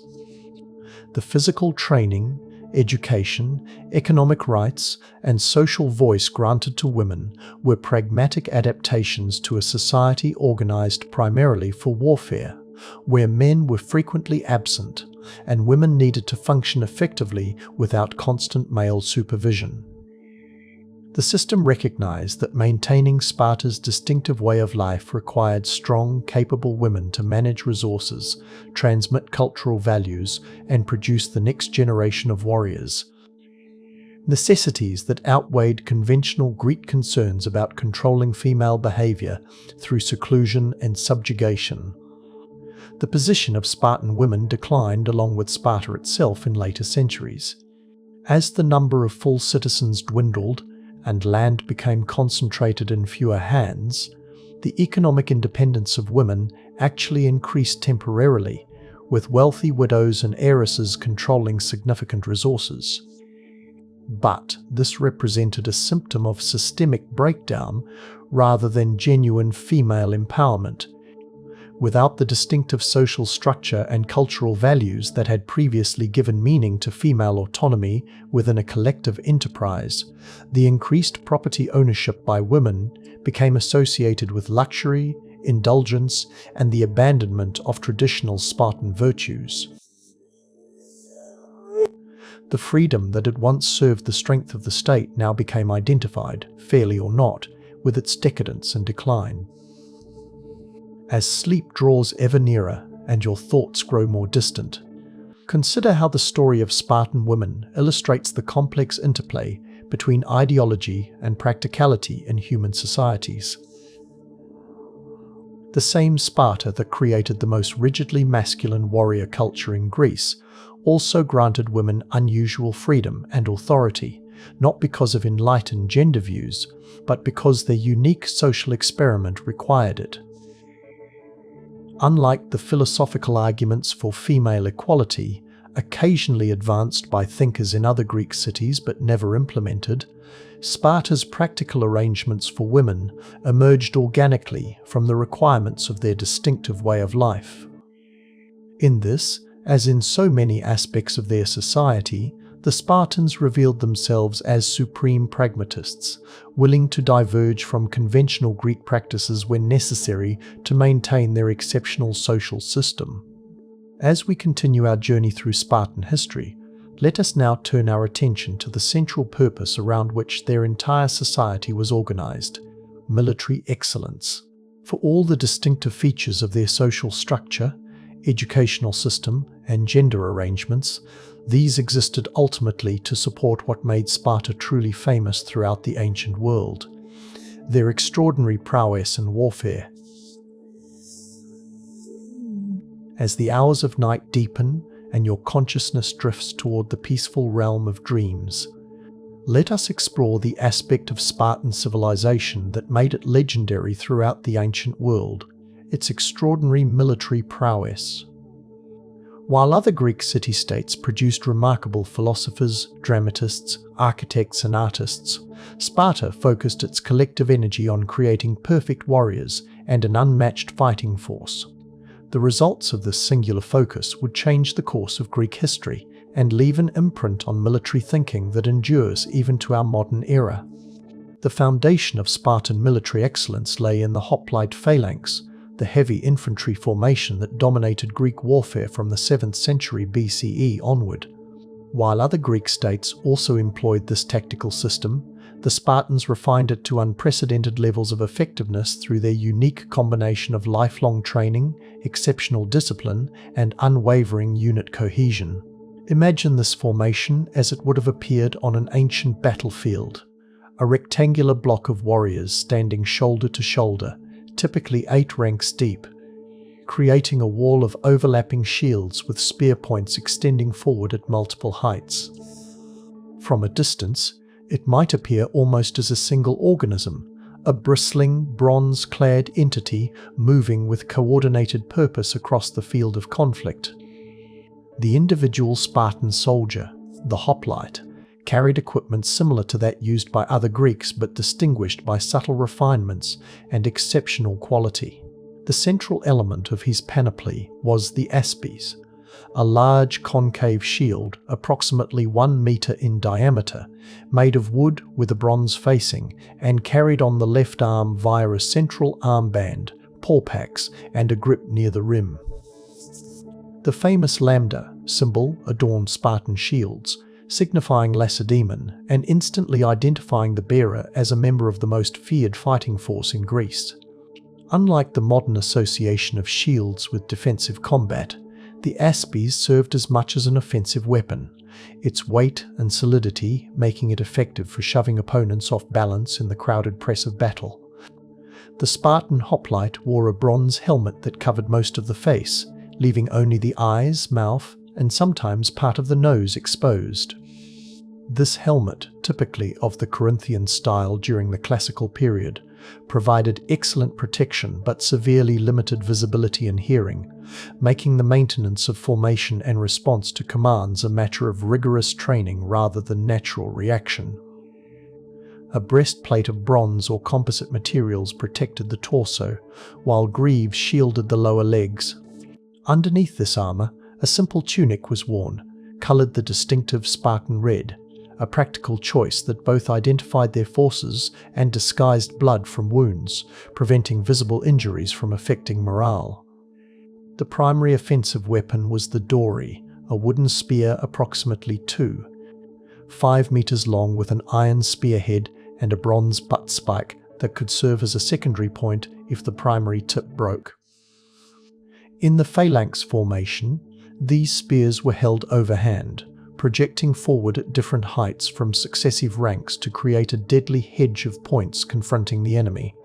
When a spear broke, as often happened in the chaos of combat, the Spartan would draw his secondary weapon, a short sword called the xiphos, designed primarily for stabbing in the confined spaces of close-quarter fighting.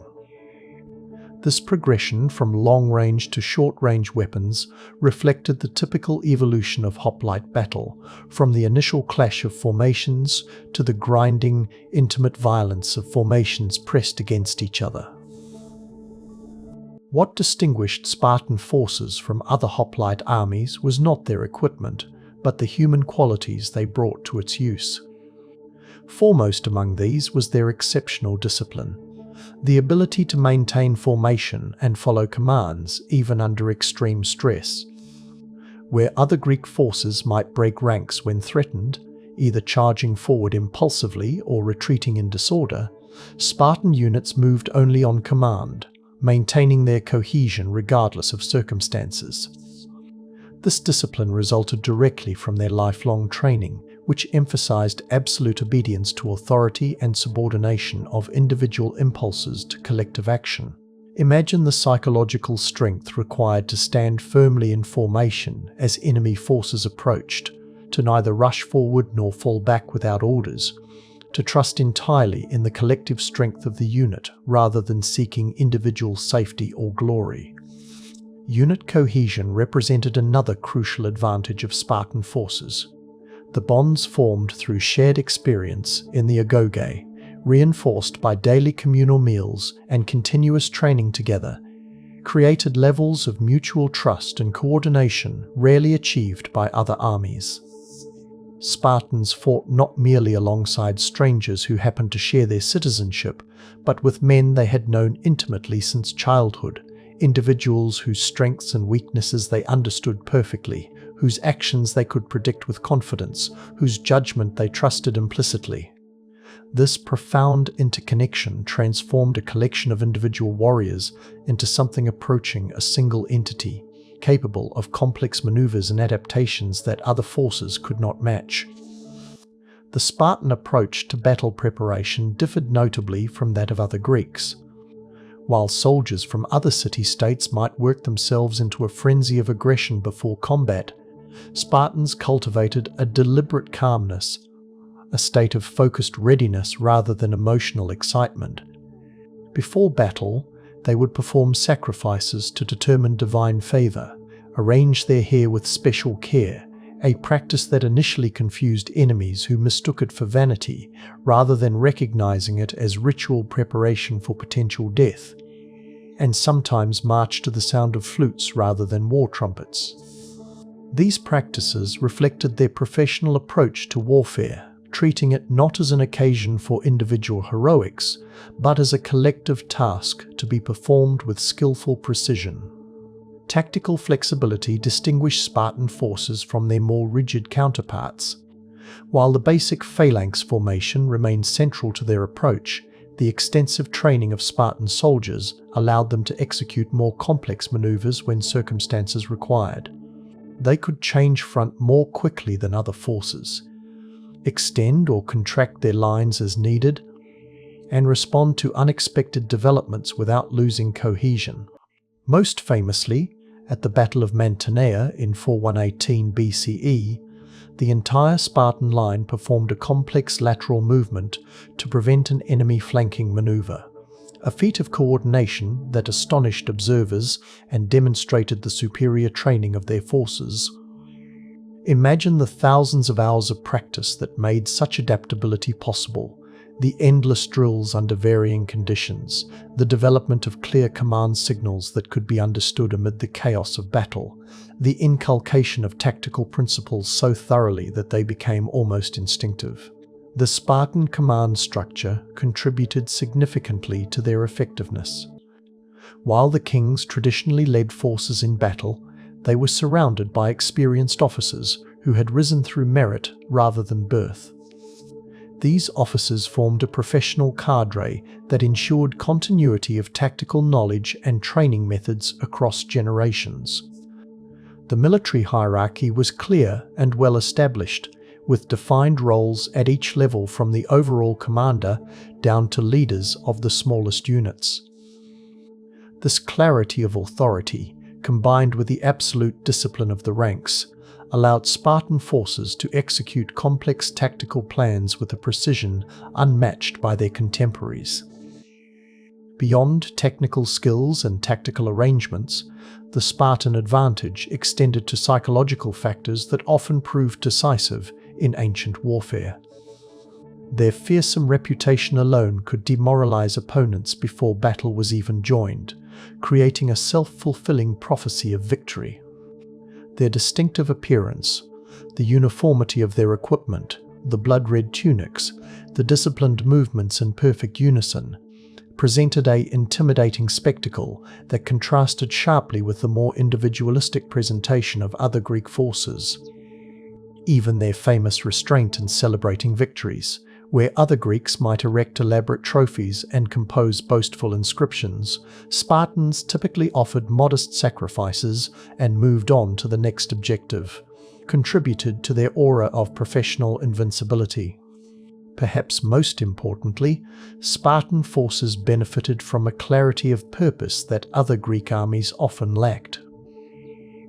While citizen soldiers from other states might harbor mixed motivations, personal glory, material gain, civic duty imperfectly understood, Spartans had been conditioned from childhood to value victory and death in battle as the highest possible achievements.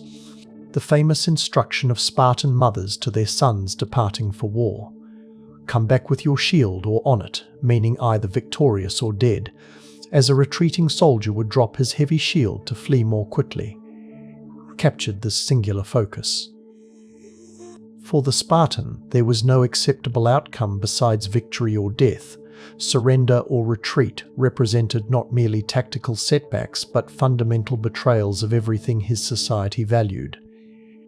The annual declaration of war against the Helots, a formal ritual performed by the ephors upon taking office, ensured that Spartan forces remained in a perpetual state of military readiness even during periods of external peace. This constant vigilance against internal revolt prevented the degradation of skills that other Greek forces often experienced during extended peacetime. It also meant that young Spartans gained practical experience in actual operations against Helot resistance even when no foreign wars were being fought, maintaining the transmission of real combat knowledge rather than merely theoretical training between major conflicts. Specialized units within the Spartan military structure enhanced their overall effectiveness. The Hippies, Knights, an elite force of 300 young men selected for exceptional ability, served as the royal guard and often formed the vanguard in battle. The Skiritai, troops from the mountainous border region of Skiritis, provided specialized light infantry capabilities for scouting and irregular warfare that complemented the heavy infantry focus of the main army. As Sparta's power grew, they incorporated allied troops and sometimes Helot soldiers into their overall force structure, using these auxiliaries to handle roles considered less critical than the central hoplite battle line, which remained the exclusive domain of full Spartan citizens. Naval warfare represented a relative weakness in the Spartan military system, reflecting their fundamental orientation as a land power. When circumstances forced them to develop naval capabilities, as during the Peloponnesian War, they relied heavily on allies with maritime traditions and struggled to match the natural seafaring aptitude of states like Athens. This limitation stemmed directly from their social structure. The intensive training required to produce Spartan warriors left little room for developing the different skills needed for effective naval operations, and their rigid class distinctions made it difficult to utilize the broader population effectively for manning ships as Athens did with its lower classes. In siege warfare too, the Spartans initially showed less proficiency than in open-field battle, lacking the engineering expertise and patience required for extended sieges. Their preference was always for decisive battle rather than protracted operations, a preference reinforced by their limited logistics capabilities compared to larger states with more developed economic systems. However, as with naval warfare, they proved capable of adaptation when necessary, eventually developing more effective approaches to siege operations during the Peloponnesian War, though never matching the sophisticated Poliorcetics siege warfare that would emerge in the Hellenistic period.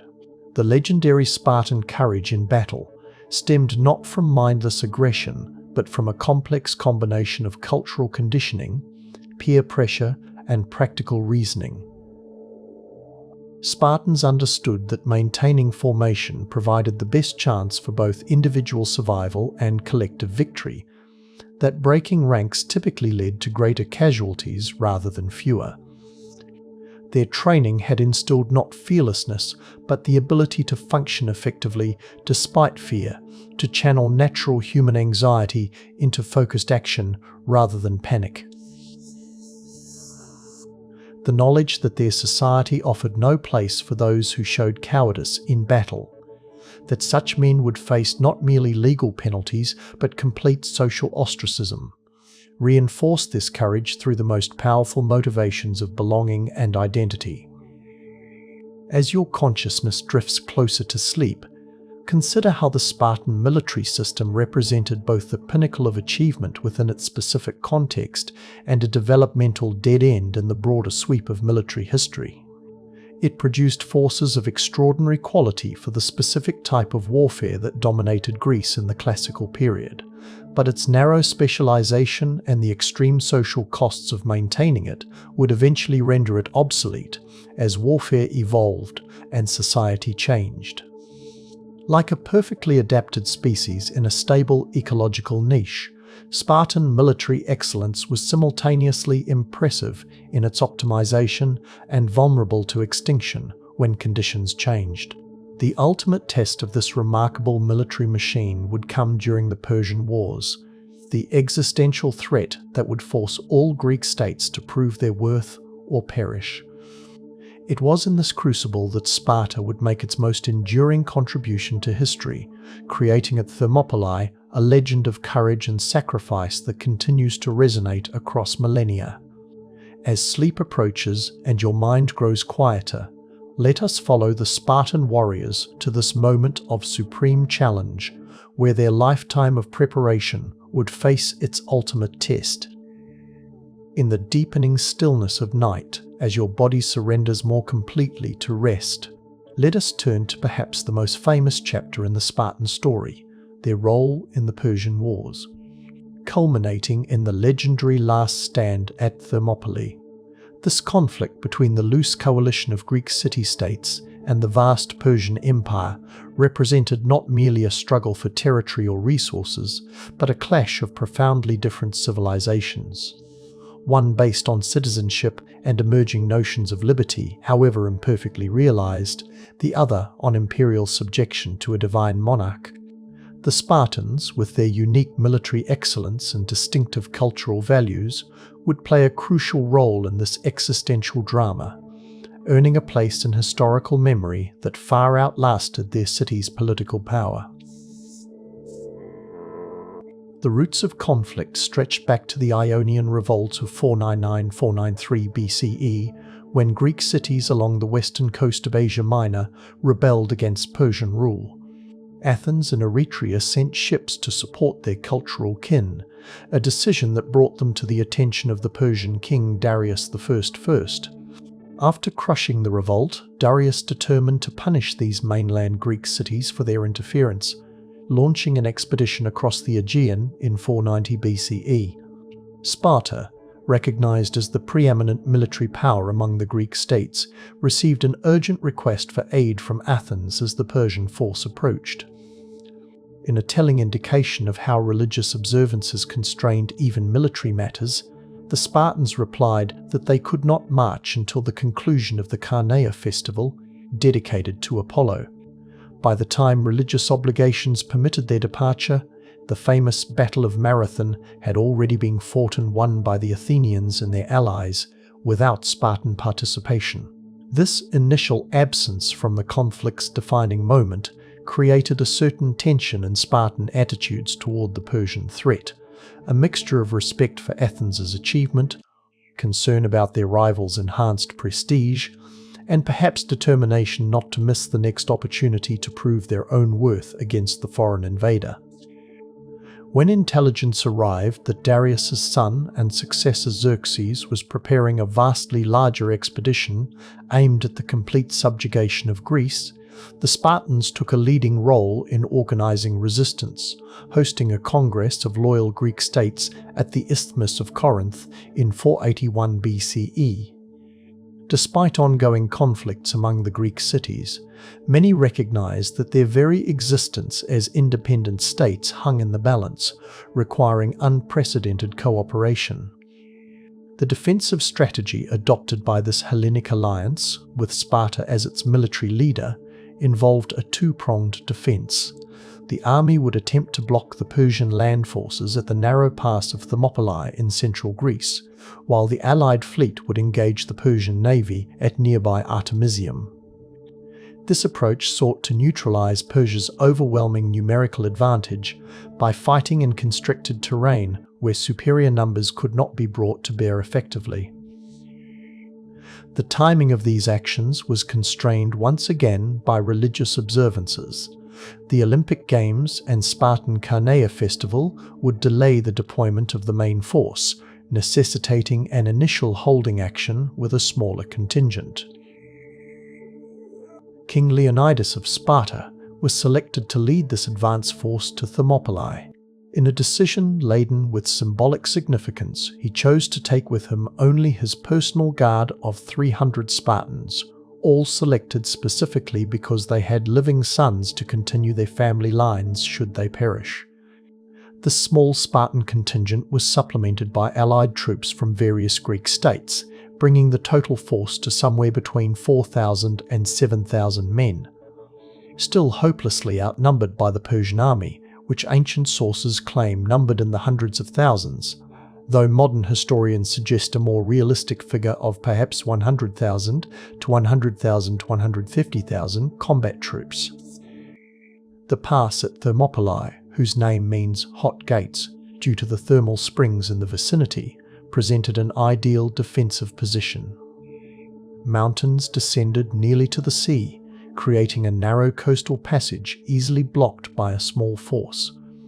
The existing pathway was no more than 15 meters wide at its narrowest point, with impassable terrain on the landward side and coastal marshes in the sea on the other. Here, in early August of 480 BCE, Leonidas positioned his troops, with the Spartans assigned to the front line where they would face the heaviest fighting. Imagine this small force making their methodical preparations, inspecting the terrain, strengthening existing defensive walls, establishing their camp, performing sacrifices to the gods, perhaps reflecting quietly on what the coming days might bring, as they watched dust clouds on the horizon, signaling the approach of the vast Persian host. For 2 days, the Greek position held firm against repeated Persian assaults. The narrow frontage negated the Persians' numerical advantage, allowing the Greeks to rotate fresh troops into the fighting line while maintaining a solid phalanx that the enemy could not break. The famous Spartan discipline and military excellence proved its worth, as they stood unmoved against wave after wave of attackers. Xerxes, watching from a distant vantage point, reportedly rose 3 times from his throne in agitation as his troops failed to make headway against the vastly outnumbered defenders. When his elite corps of immortals, the Persian king's personal guard of 10,000 selected warriors, were themselves repulsed with significant losses, the magnitude of the challenge became clear. The Persian advantage in numbers meant little in the confines of the pass, where the superior training, equipment, and discipline of the Greek heavy infantry, particularly the Spartans, proved decisive. The turning point came not through direct assault, but betrayal. A local Greek named Ephialtes, seeking reward from Xerxes, revealed to the Persians the existence of a mountain path that could be used to outflank the Greek position. Under cover of darkness, a strong Persian force led by the Immortals followed this path, overwhelmed the small contingent of Phocian troops guarding it, and prepared to attack the main Greek force from the rear. When dawn revealed dust from the approaching flanking force, scouts brought the dire news to Leonidas. The Greek position was now untenable. They would be surrounded and annihilated if they remained. What happened next has become the stuff of legend, though the exact details remain debated by historians. Leonidas ordered the bulk of the Allied forces to withdraw while there was still time, preserving their strength for future battles. The contingent from Thespiae chose to remain with the Spartans, as did the Thebans, though ancient sources suggest the latter may have been detained against their will due to questions about their loyalty. Most significantly, Leonidas and his 300 Spartans decided to stay and fight to the death, though they surely understood that survival was impossible. This decision has been interpreted variously, as adherence to Spartan law forbidding retreat, as a tactical choice to cover the Allied withdrawal, as a strategic sacrifice to inspire greater Greek resistance, or as a devotional act demonstrating absolute commitment to the defense of Greece. The final stand of the Spartans at Thermopylae embodies the cultural values their entire society had been designed to instill. With certain death before them, they did not seek escape or surrender, but prepared to fulfill their duty with perfect discipline. Ancient sources record that when informed the Persian arrows would be so numerous they would blot out the sun, the Spartan Dionicus responded simply, "Then we shall fight in the shade," a display of the laconic wit and calm courage that characterized their cultural ideal. Another famous anecdote tells that when Xerxes demanded they lay down their arms, Leonidas replied with just 2 words, "Molon labe," "come and take them." Whether historically accurate or later embellishments, these stories capture the essence of Spartan virtue as they understood it: unshakable resolve, contempt for death, and dry humour even in extremity. The final battle was brief, but terrible. With the remaining Greeks now surrounded, the Persians attacked from both directions. The Spartans and their allies fought with desperate valour, knowing survival was impossible, but determined to exact the highest possible cost from their enemies. When their spears shattered, they fought with swords. When swords broke, they used daggers, fists, and teeth. Leonidas himself fell in the fighting, and the Persians made extraordinary efforts to secure his body, recognizing its symbolic importance. The last Spartans reportedly withdrew to a small hill within the pass, where they made their final stand until every man was killed, either by Persian weapons or under the rain of arrows that eventually overwhelmed them when direct assault proved too costly. The sacrifice at Thermopylae, while a tactical defeat, achieved strategic and symbolic importance far beyond the immediate military situation. It provided time for the rest of Greece to prepare defences, and for civilians to evacuate from the path of the Persian advance. It demonstrated that Persian forces, despite their overwhelming numbers, were not invincible when faced with determined resistance in favourable terrain. Perhaps most significantly, it created a powerful symbol of resistance that stiffened Greek resolve to continue fighting despite the fall of Athens and the occupation of much of central Greece. The example of Leonidas and his men, choosing certain death over submission, inspired a determination that would ultimately lead to Greek victory in the naval Battle of Salamis and the decisive land battle at Plataea the following year, where Spartan forces under the command of Leonidas's brother Pausanias would play the leading role.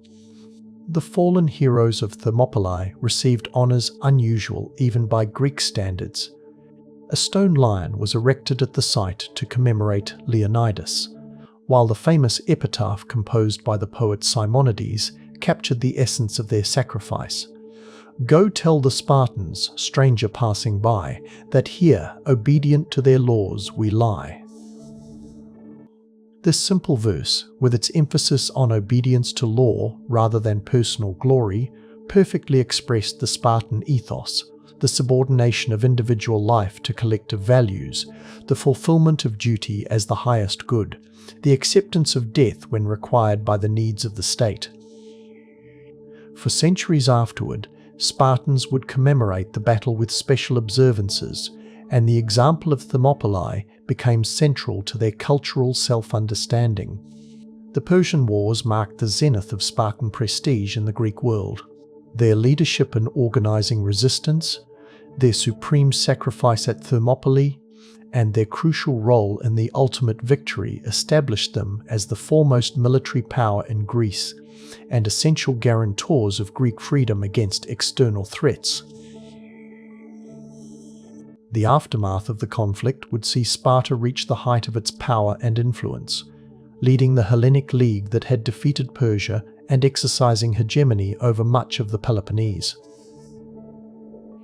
Yet within this moment of greatest triumph lay the seeds of future conflict with Athens, their principal ally against Persia, as the two leading states of Greece began to diverge in their visions for the post-war world. As your consciousness drifts toward the deepest realms of sleep, consider how the story of Thermopylae resonates far beyond its immediate historical context. In choosing certain death rather than retreat or surrender, Leonidas and his men created a template for military sacrifice that continues to inspire across cultures and millennia. The moral clarity of their stand, a small force of free men defying a despot's vast army, has given the battle a significance transcending its tactical outcome. In our modern world so distant from ancient Greece, 300 remains instantly recognizable shorthand for courage against overwhelming odds, for choosing to stand firm when easier paths are available, for valuing principle above survival itself. In this enduring legacy, we find perhaps the most successful aspect of Sparta's distinctive culture, not its political institutions or social structures which would eventually crumble, but its cultivation of virtues so powerfully expressed at Thermopylae that they continue to move human hearts after 2,500 years. Now, as we follow the thread of Spartan history forward, let us examine how they used the prestige gained through their resistance to Persia to establish themselves as the dominant power in Greece during what would prove to be their golden age. As your breathing deepens and your thoughts grow more distant, let us explore the period following the Persian Wars, when Sparta stood at the zenith of its power and influence in the Greek world. From approximately 479 to 431 BCE, the Spartans enjoyed a position of unprecedented prestige and authority, having proven through their leadership against Persia that their military excellence served not merely their own interests, but the cause of Greek freedom itself. Like the summer sun at its highest point, casting the shortest shadows, Sparta in this era seemed to stand directly beneath the light of the gods, their virtues illuminated for all Greece to admire, the darker aspects of their society temporarily obscured by the brilliance of recent achievement. The immediate aftermath of the Persian Wars found Sparta in an unaccustomed position of pan-Hellenic leadership. As heads of the Hellenic League that had coordinated Greek resistance, they now faced decisions about how to use this authority. Whether to pursue the war against Persia into offensive operations, how to treat Greek states that had sided with the Persians, and how to organize collective security for the future. These questions pushed Sparta beyond its traditional focus on Peloponnesian affairs into broader engagement with the Greek world, creating tensions between their instinctive isolationism and their new international responsibilities.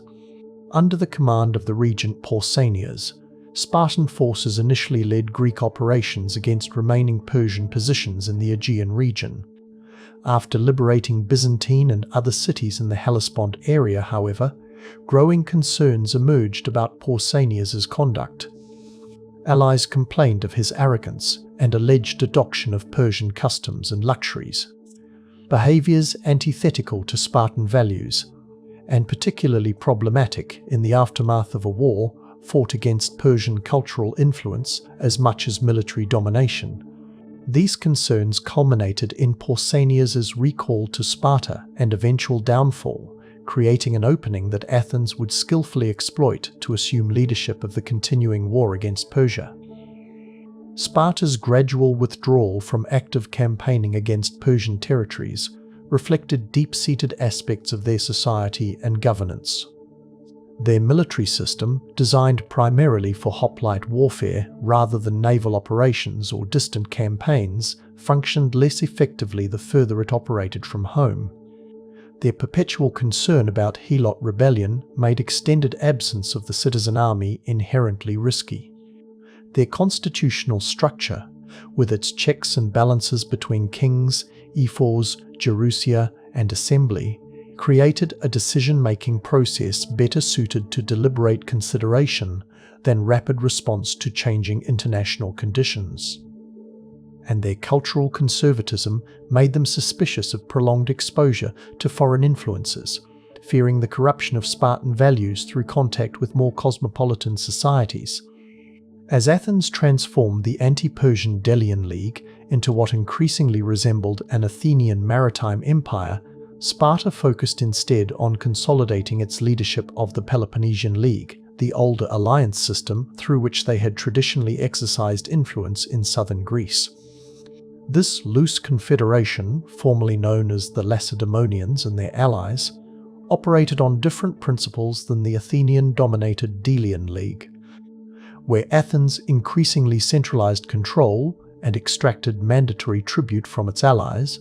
Sparta maintained a more consultative approach, convening congresses where allied states could voice opinions before decisions were made, and respecting the internal autonomy of member states provided they followed Sparta's lead in foreign policy and furnished troops when requested.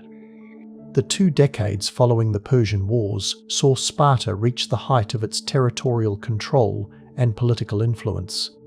Their traditional hegemony over the Peloponnese was now supplemented by enhanced relationships with states in central Greece, creating a sphere of influence that encompassed more than half the Greek mainland. Within this extended area, they promoted the establishment of oligarchic governments aligned with their own conservative values, intervening occasionally to suppress democratic movements or other developments perceived as threatening to stability. This was not formal empire in the manner Athens was developing, but a more subtle system of influence based on Sparta's military prestige, the threat of intervention if necessary, and the natural alignment of oligarchic elites throughout Greece with Spartan interests. Economically, this period represented a high point for Sparta as well. The Helot worked estates continued to provide the agricultural foundation for citizen life, while the Perio-Oikoi communities handled commerce and craft production with increasing sophistication. Trade connections through allied states gave access to necessary imports without requiring Spartans themselves to engage in commercial activities. The spoils of the Persian Wars, including significant quantities of precious metals, alleviated some financial constraints, though Sparta remained less monetized than other major Greek states in keeping with their traditional aversion to wealth display. Overall, the economic system was functioning as designed, supporting the distinctive Spartan way of life without introducing the luxury and commercialization they associated with moral decay. Culturally, the Golden Age of Sparta saw a continued emphasis on traditional values, but with subtle evolutions.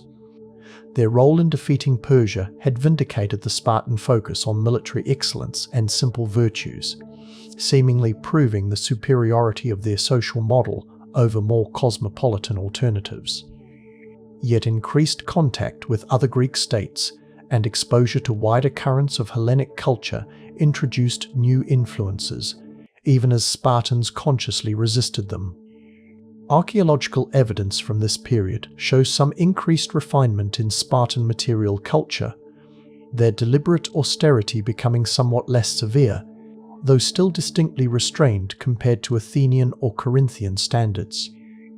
The arts maintained their traditional focus on martial themes and religious observances rather than innovation for its own sake. The Agoge continued to form the cornerstone of Spartan distinctiveness, transforming each generation of boys into warriors who would maintain the system. However, subtle changes can be detected even in this most conservative institution. The extreme hardships reportedly imposed in earlier periods may have been somewhat moderated, with greater emphasis on developing tactical sophistication and leadership qualities, alongside the traditional focus on physical hardening and unquestioning obedience. The declining number of full citizens, a trend that would accelerate in later periods, created pressure to ensure that each Spartiate received optimal training for his essential military role, perhaps leading to more individualized attention within the communal framework. Relations with the Helots remained the dark foundation upon which Spartan society rested, but even here we can detect evolution during this period of maximum power. The threat of rebellion remained ever present, particularly from the Messenian Helots who retained cultural memories of independence. Yet Sparta's enhanced power and prestige may have temporarily reduced the immediate danger, allowing for marginally less oppressive oversight in day-to-day interactions. Some evidence suggests that limited opportunities for Helot advancement became available in exceptional cases, particularly through military service in emergencies, which could lead to the intermediate status of neodemodius, new citizens, with freedoms beyond those of ordinary helots, though short of full citizenship rights. Spartan women continued to enjoy their unusual degree of autonomy during this golden age, with their economic rights, physical education, and relative freedom of movement and expression, setting them apart from females in other Greek states. The declining citizen population placed increased importance on their reproductive role, with state policies actively encouraging marriage and childbearing among the elite. The famous beauty of Spartan women became proverbial throughout Greece during this period, attributed to their physical exercise, healthy diet, and freedom from the cloistered lifestyle imposed on women elsewhere. Their management of household estates, while men focused on military and civic duties, remained essential to the functioning of the overall social system. The Spartan political system operated during this period with remarkable stability compared to the factional strife that plagued many Greek city-states.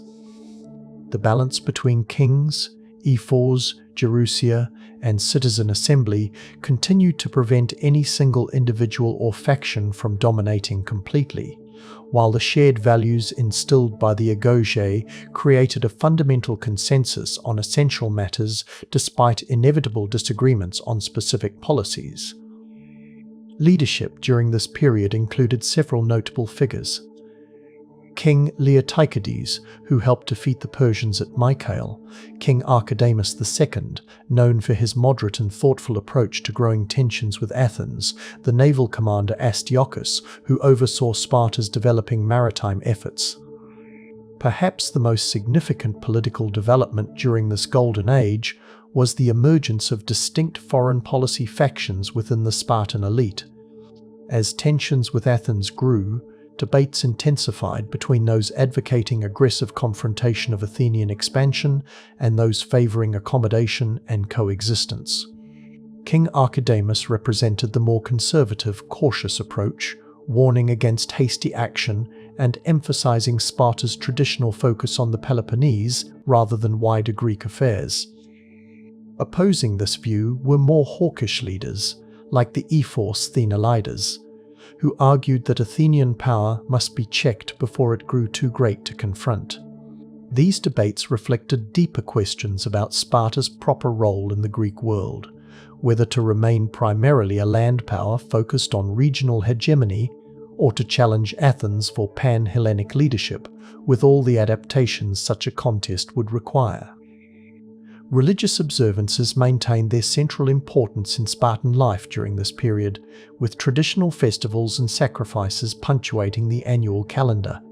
The kings continued to serve as high priests for certain rituals, consulting with divine oracles before major decisions and leading key ceremonies that reinforced the connection between religious authority and political leadership. The victory over Persia was interpreted as divine vindication of the Spartan way of life, with appropriate thanksgiving offerings and commemorations established as permanent features of the religious calendar. Alongside these state observances, individuals maintained household cults and personal devotions, seeking divine favor for their families and protection against misfortune. Throughout this golden age, the relationship with Athens evolved from wartime alliance to growing mutual suspicion. The two leading powers of Greece represented diametrically opposed social models. Sparta's closed, conservative, land-based system contrasting with Athens' open, innovative, maritime orientation. Initially, these differences seemed complementary, with each state excelling in its own sphere. Gradually, however, Athenian expansion and the growth of its naval empire came to be perceived as threatening Spartan interests and influence. Incidents like the Athenian construction of long walls connecting the city to its port of Piraeus, making it virtually impervious to land blockade, Sparta's traditional method of coercion, heightened concerns about shifting power balances. Minor conflicts between allies of the two powers created friction that tested the uneasy peace established after the Persian threat receded. The height of Spartan power was thus also a period of growing challenge to that power, a time when their traditional strengths remained formidable, but new forms of competition were emerging that would test the adaptability of their distinctive social system. Like a mighty oak that has reached its full growth, impressive in its solidity but less flexible than younger trees around it, Sparta, in this golden age, displayed both the magnificent culmination of its unique development and the rigidity that would ultimately contribute to its decline. The military excellence and social discipline cultivated over centuries had proven their worth against the Persian threat. Now they would face a different test against the dynamic, innovative power of Athens. As sleep draws ever nearer and your thoughts drift toward peaceful oblivion, consider how this moment of greatest achievement contained within it the seeds of future conflict. The collision of Spartan and Athenian visions for Greece would soon erupt into the devastating Peloponnesian War, a generation-long struggle that would transform both powers and the entire Greek world. Let us follow Sparta into this crucial test, as the system built for warfare faced its ultimate challenge against a worthy adversary. As the night deepens around you and consciousness grows more distant, let us explore one of history's most consequential conflicts, the Peloponnesian War between Sparta and Athens. A struggle that would span 27 years, 434 CE, transform the Greek world, and ultimately lead to Sparta's greatest triumph, even as it sowed the seeds of its eventual decline. Like a great tragedy unfolding on the stage of history, this conflict would test the limits of Spartan virtues and institutions, forcing adaptations that brought victory at the cost of altering the very nature of the society they were fighting to preserve. The immediate causes of war emerged from escalating tensions between the Spartan and Athenian alliance systems. When Corinth, a key Spartan ally, and Corcyra, aligned with Athens, came into conflict over influence in Epidamnus, each turned to their respective patrons for support. Similarly, when Potidaea, technically a member of the Athenian Empire but with historic ties to Corinth, revolted against Athenian control, Corinth provided aid that Athens viewed as unacceptable interference. The Megarian decree, by which Athens excluded the small state of Megara from ports throughout its empire, created further economic pressure that drove Sparta's allies to demand action. Behind these specific incidents lay deeper anxieties about Athens' growing power and influence, its expanding maritime empire, its promotion of democracy, its accumulation of wealth from subject states, and its increasingly assertive role in regions traditionally within Sparta's sphere of influence. The debate within Sparta about how to respond reflected the checks and balances of their political system and the competing perspectives within their leadership.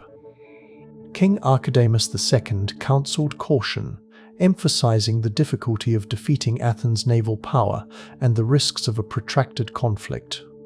With the wisdom of age and experience, he warned that the war, once begun, might be inherited by their children rather than resolved in a single campaign.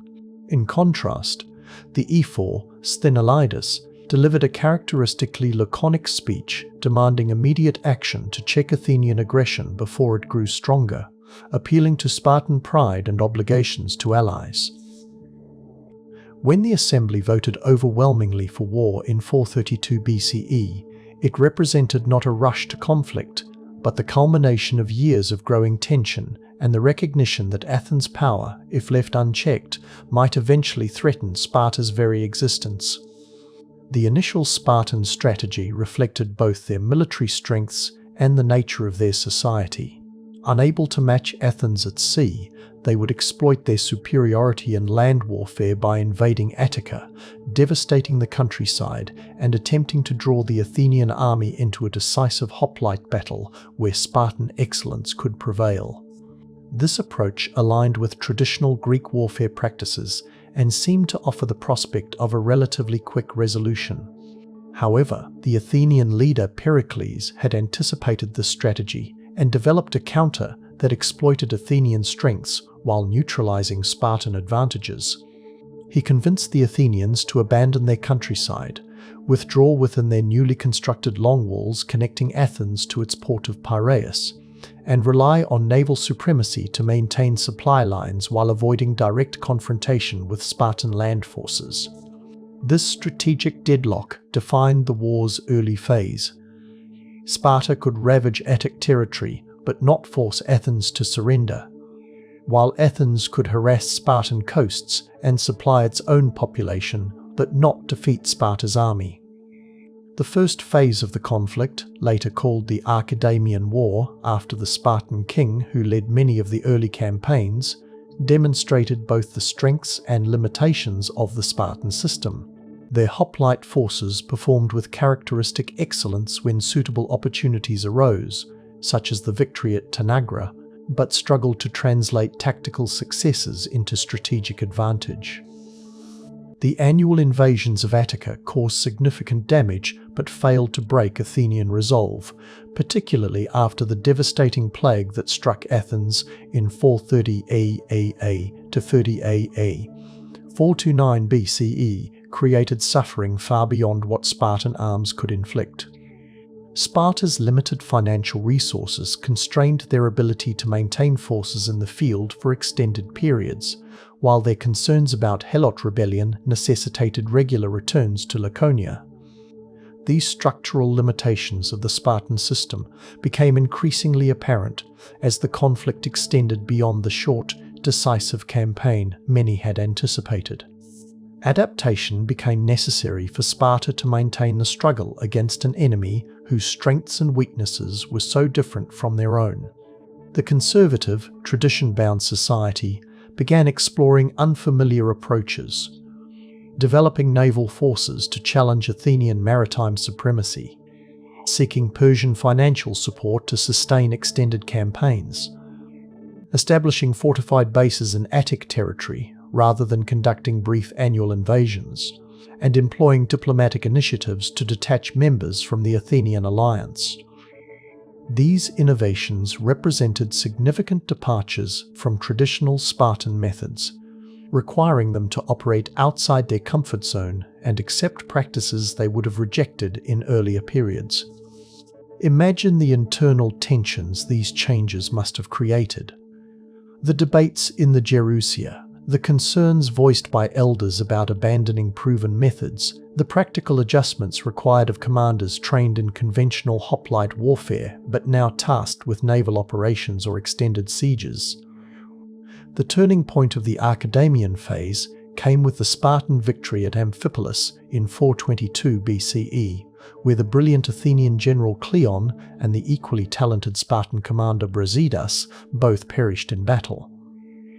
This mutual loss of aggressive war leaders, combined with growing war weariness on both sides, created conditions for the Peace of Nicias in 421 BCE, nominally a 50-year truce, but in reality merely a temporary respite in the larger conflict.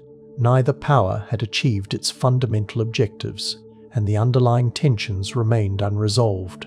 The peace would last, with increasing violations and complications, for approximately 6 years before full-scale hostilities resumed. The second phase of the war began with the disastrous Athenian expedition against Syracuse, 415 to 413 BCE, an ambitious attempt to defeat Sicily's most powerful city that ended with the virtual annihilation of the Athenian force. Though Sparta contributed only limited direct assistance to Syracuse, primarily in the form of the experienced general Gylippus, this catastrophic Athenian defeat dramatically altered the strategic balance. Athens had lost much of its fleet, thousands of its best troops, and the aura of invincibility that had previously deterred revolts within its empire. Sparta, recognizing the opportunity created by this Athenian disaster, prepared to exploit these new vulnerabilities with a fundamentally revised strategy. The final phase of the conflict, often called the Decelean or Ionian War, saw Sparta's most dramatic adaptations to the requirements of defeating Athens. Under the leadership of figures like Lysander, they embraced 3 approaches that would have seemed almost unthinkable in earlier generations, establishing a permanent fortified position at Deceleia in Attica, developing a major naval force capable of challenging Athenian maritime supremacy, and forming an alliance with Persia.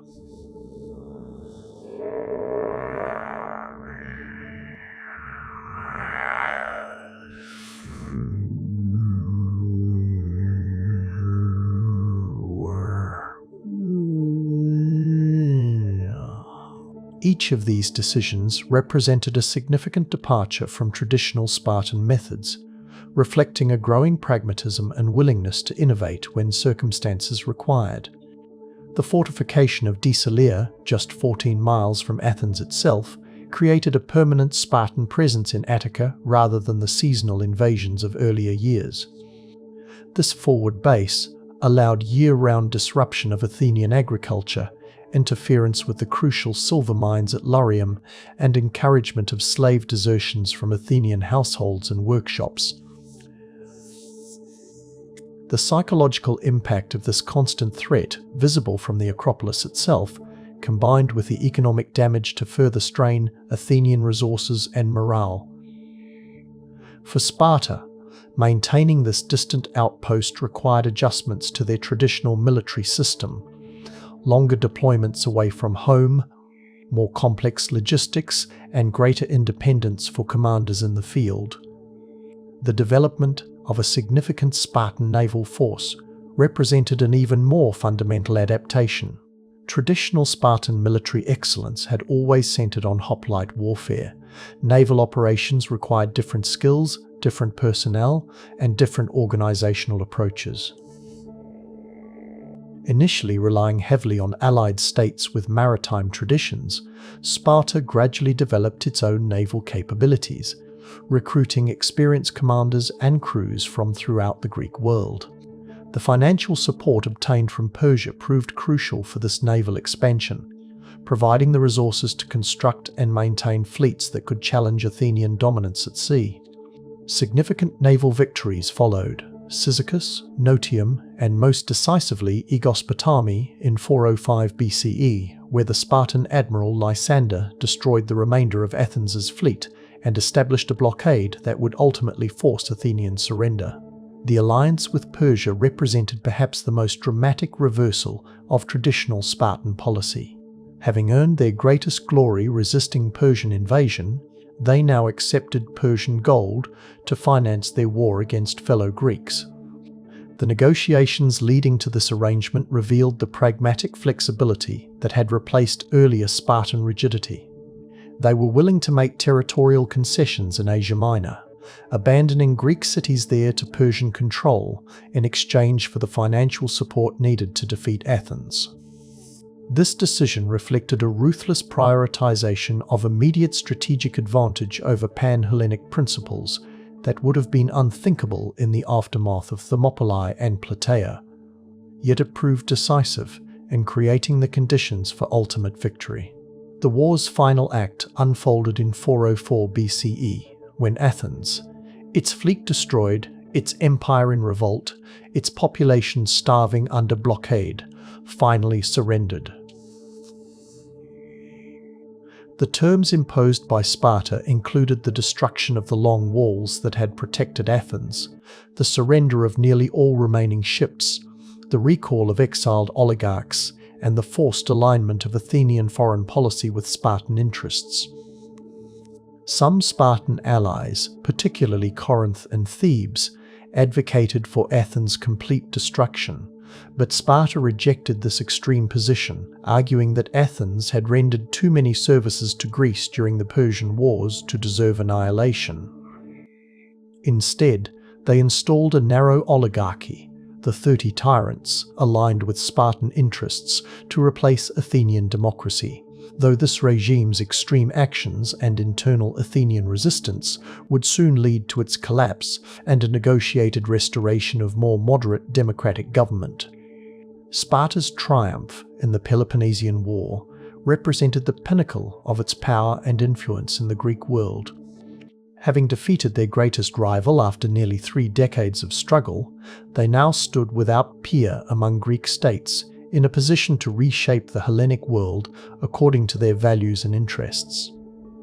The Spartan alliance system expanded to encompass most of Greece, with friendly oligarchies installed in previously democratic states and Spartan governors, harmosts, and garrisons ensuring compliance with Lacedaemonian leadership.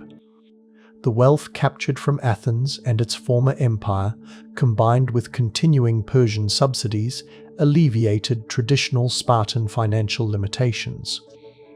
Their prestige, always high in military matters, now extended to political leadership as well, with other states looking to Sparta for guidance and protection in the new post-war order. Yet within this moment of supreme achievement lay the seeds of future difficulties. The adaptations that had made victory possible, extended deployments abroad, naval operations, alliance with Persia, increased exposure to wealth and foreign influences, had already begun to transform Spartan society in ways that would challenge its traditional character. The famous discipline and austerity that had defined Spartans for generations faced new tests when confronted with the opportunities and temptations of imperial power. The concentration of authority in successful commanders like Lysander created tensions with traditional political structures designed to prevent the emergence of individual dominance. Most fundamentally, the transition from fighting for survival against a worthy adversary to administering an empire for which they had limited cultural preparation would test Spartan capabilities in unfamiliar ways. As sleep draws ever nearer and your thoughts grow more distant, consider the irony that Sparta's greatest triumph contained within it the conditions of its future decline. The victory they had sought so long, and at such cost, would present challenges potentially more dangerous to their distinctive way of life than defeat might have been. As we continue our journey through Spartan history, we will explore how the society that had endured for centuries by resisting change would navigate the transformative consequences of its own success.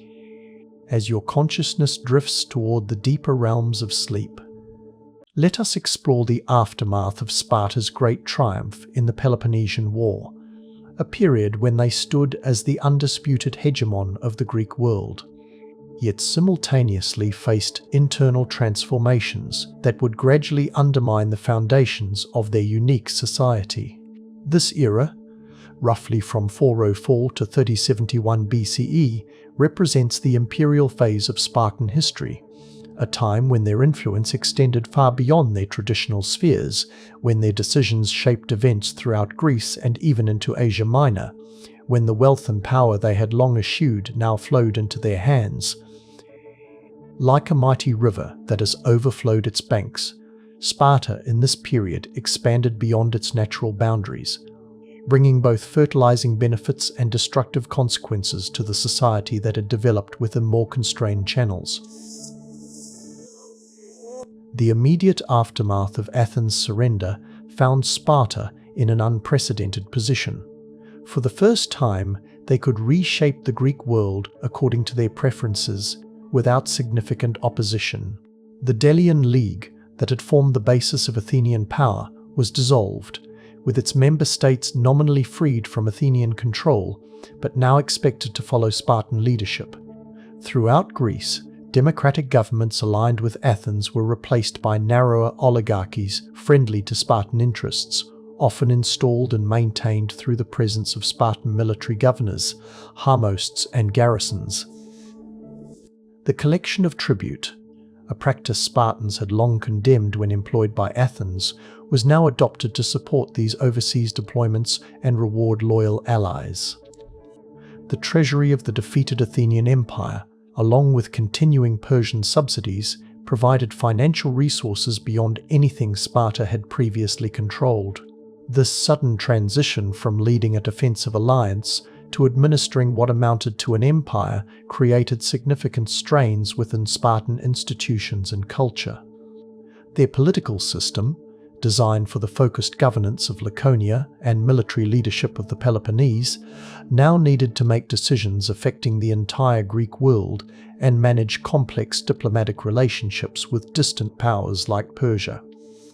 Their military forces, traditionally concentrated on seasonal campaigns followed by return to Laconia, now maintained year-round deployments across Greece and into Asia Minor. Their educational system, which had produced warriors of unmatched excellence for conventional hoplite warfare, now needed to generate administrators, diplomats, and naval commanders capable of handling imperial responsibilities. These new demands required adaptations that inevitably altered the character of Spartan society, often in ways that conflicted with traditional values and practices.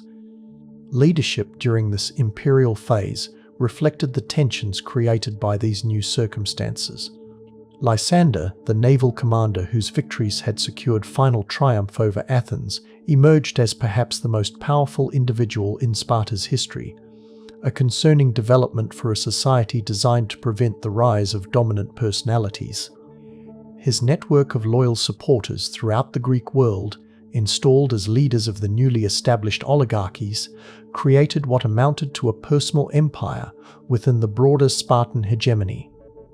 This concentration of influence threatened the traditional checks and balances of the Spartan political system, particularly as Lysander's ambitions reportedly extended to reforming the kingship itself. His eventual check by more traditional elements of Spartan leadership, including King Pausanias, demonstrated the resilience of those institutional constraints, but the tensions between traditional governance and the demands of empire would persist throughout this period. The cultural impact of imperial responsibilities proved equally challenging. Spartans posted abroad as harmosts or garrison commanders found themselves in positions of unprecedented personal authority, often far from the watchful community oversight that had traditionally regulated their behavior. Some succumbed to the temptations of wealth, luxury, and arbitrary power, behaviors that would have been impossible within the confines of Sparta itself, but were difficult to prevent at a distance. Even those who maintained personal discipline found themselves operating in environments vastly different from the austere conditions of their homeland, necessarily adapting to local circumstances and absorbing foreign influences. The famous Spartan immunity to corruption, long sustained through institutional constraints and cultural conditioning, faced its greatest test when confronted with the opportunities presented by imperial power. Economic changes accompanied political and cultural shifts. Despite traditional prohibitions, wealth in the form of silver, gold, and luxury goods began flowing into Sparta through various channels: booty from conquered territories, payments from client states, bribes to influential leaders, personal acquisitions by Spartans serving abroad. Though officially maintained, the ban on precious metals became increasingly difficult to enforce as exceptions multiplied and hidden wealth accumulated. This growing economic inequality undermined one of the fundamental principles of the Spartan system: the relative equality among citizens that had supported their political cohesion and military solidarity. Some families enriched themselves significantly, while others maintained traditional austerity, creating internal divisions that would eventually weaken the fabric of Spartan society. Perhaps most significantly, the manpower requirements of empire exacerbated an existing demographic challenge. The number of full Spartan citizens, Spartiates, had been gradually declining for generations due to various factors: casualties in seemingly endless wars, the rigid requirements for maintaining citizenship status, the concentration of land holdings despite legal prohibitions, and possibly declining birth rates among the elite. The imperial phase accelerated this trend by stretching limited citizen manpower across expanded responsibilities, requiring increased reliance on perioikoi troops, allied contingents, and even mercenaries to maintain Spartan commitments. Some sources suggest that by the early 4th century BCE, the number of full citizens had fallen to perhaps 1,022,000 adult males, a fraction of the 8,000 or more believed to have existed at the height of Spartan power a century earlier. This demographic erosion created a widening gap between Sparta's imperial ambitions and the human resources available to fulfill them. Foreign policy during this imperial phase reflected both the expansion of Spartan power and the contradictions inherent in their new role. Having justified their resistance to Athens partly on the principle of autonomy for Greek states, they now found themselves imposing their will on others and interfering in the internal affairs of nominally independent cities. Having earned their greatest glory fighting against Persian invasion, they now maintained an alliance with the Persian Empire that included concessions regarding Greek cities in Asia Minor. Having championed the traditional values of the Greek world against Athenian innovations, they now found themselves adopting practices: tribute collection, overseas garrisons, support for narrow oligarchies, that alienated potential supporters and undermined their moral authority. These contradictions gradually eroded the legitimacy of Spartan leadership, creating resentment that would eventually coalesce into active resistance. The turning point that revealed the limitations of Spartan imperial power came with the Corinthian War, 3095-387 BCE, when an alliance of former Spartan allies, Thebes, Athens, Corinth, and Argos, backed by Persian funding, challenged Spartan dominance. Though Sparta eventually prevailed through a diplomatic reversal that brought Persian support back to their side, the conflict demonstrated growing resistance to their hegemony and exposed the overextension of their limited citizen manpower. The peace settlement that followed, the King's Peace, or Peace of Antalcidas, officially established Persian authority as the guarantor of Greek affairs, a striking concession from the state that had once led resistance to Persian domination. While presented as a triumph of Spartan diplomacy, this arrangement actually marked the beginning of a gradual decline in their ability to shape events through their own power alone. Internal developments during this period further undermined Spartan strength. A serious conspiracy led by Cynodon in approximately 397 BCE revealed dangerous levels of discontent among the non-citizen population, including perioikoi and inferiors, hypomyones, former citizens or their descendants who had lost status due to inability to maintain the economic requirements of citizenship. Though suppressed, this plot highlighted the growing tensions created by Sparta's increasingly narrow citizen base and the discrepancy between its imperial ambitions and its restricted social structure. The earthquake that struck Sparta in 464 BCE had prompted a massive Helot revolt that took years to suppress. No similar uprising occurred during this period, but the potential for such resistance remained a constant concern that limited Spartan freedom of action. Perhaps most ominously, the traditional Agoge system that had produced generations of exceptional warriors began showing signs of modification and possibly decay. The demands of imperial administration required skills beyond traditional martial excellence, leading to adaptations in the educational curriculum.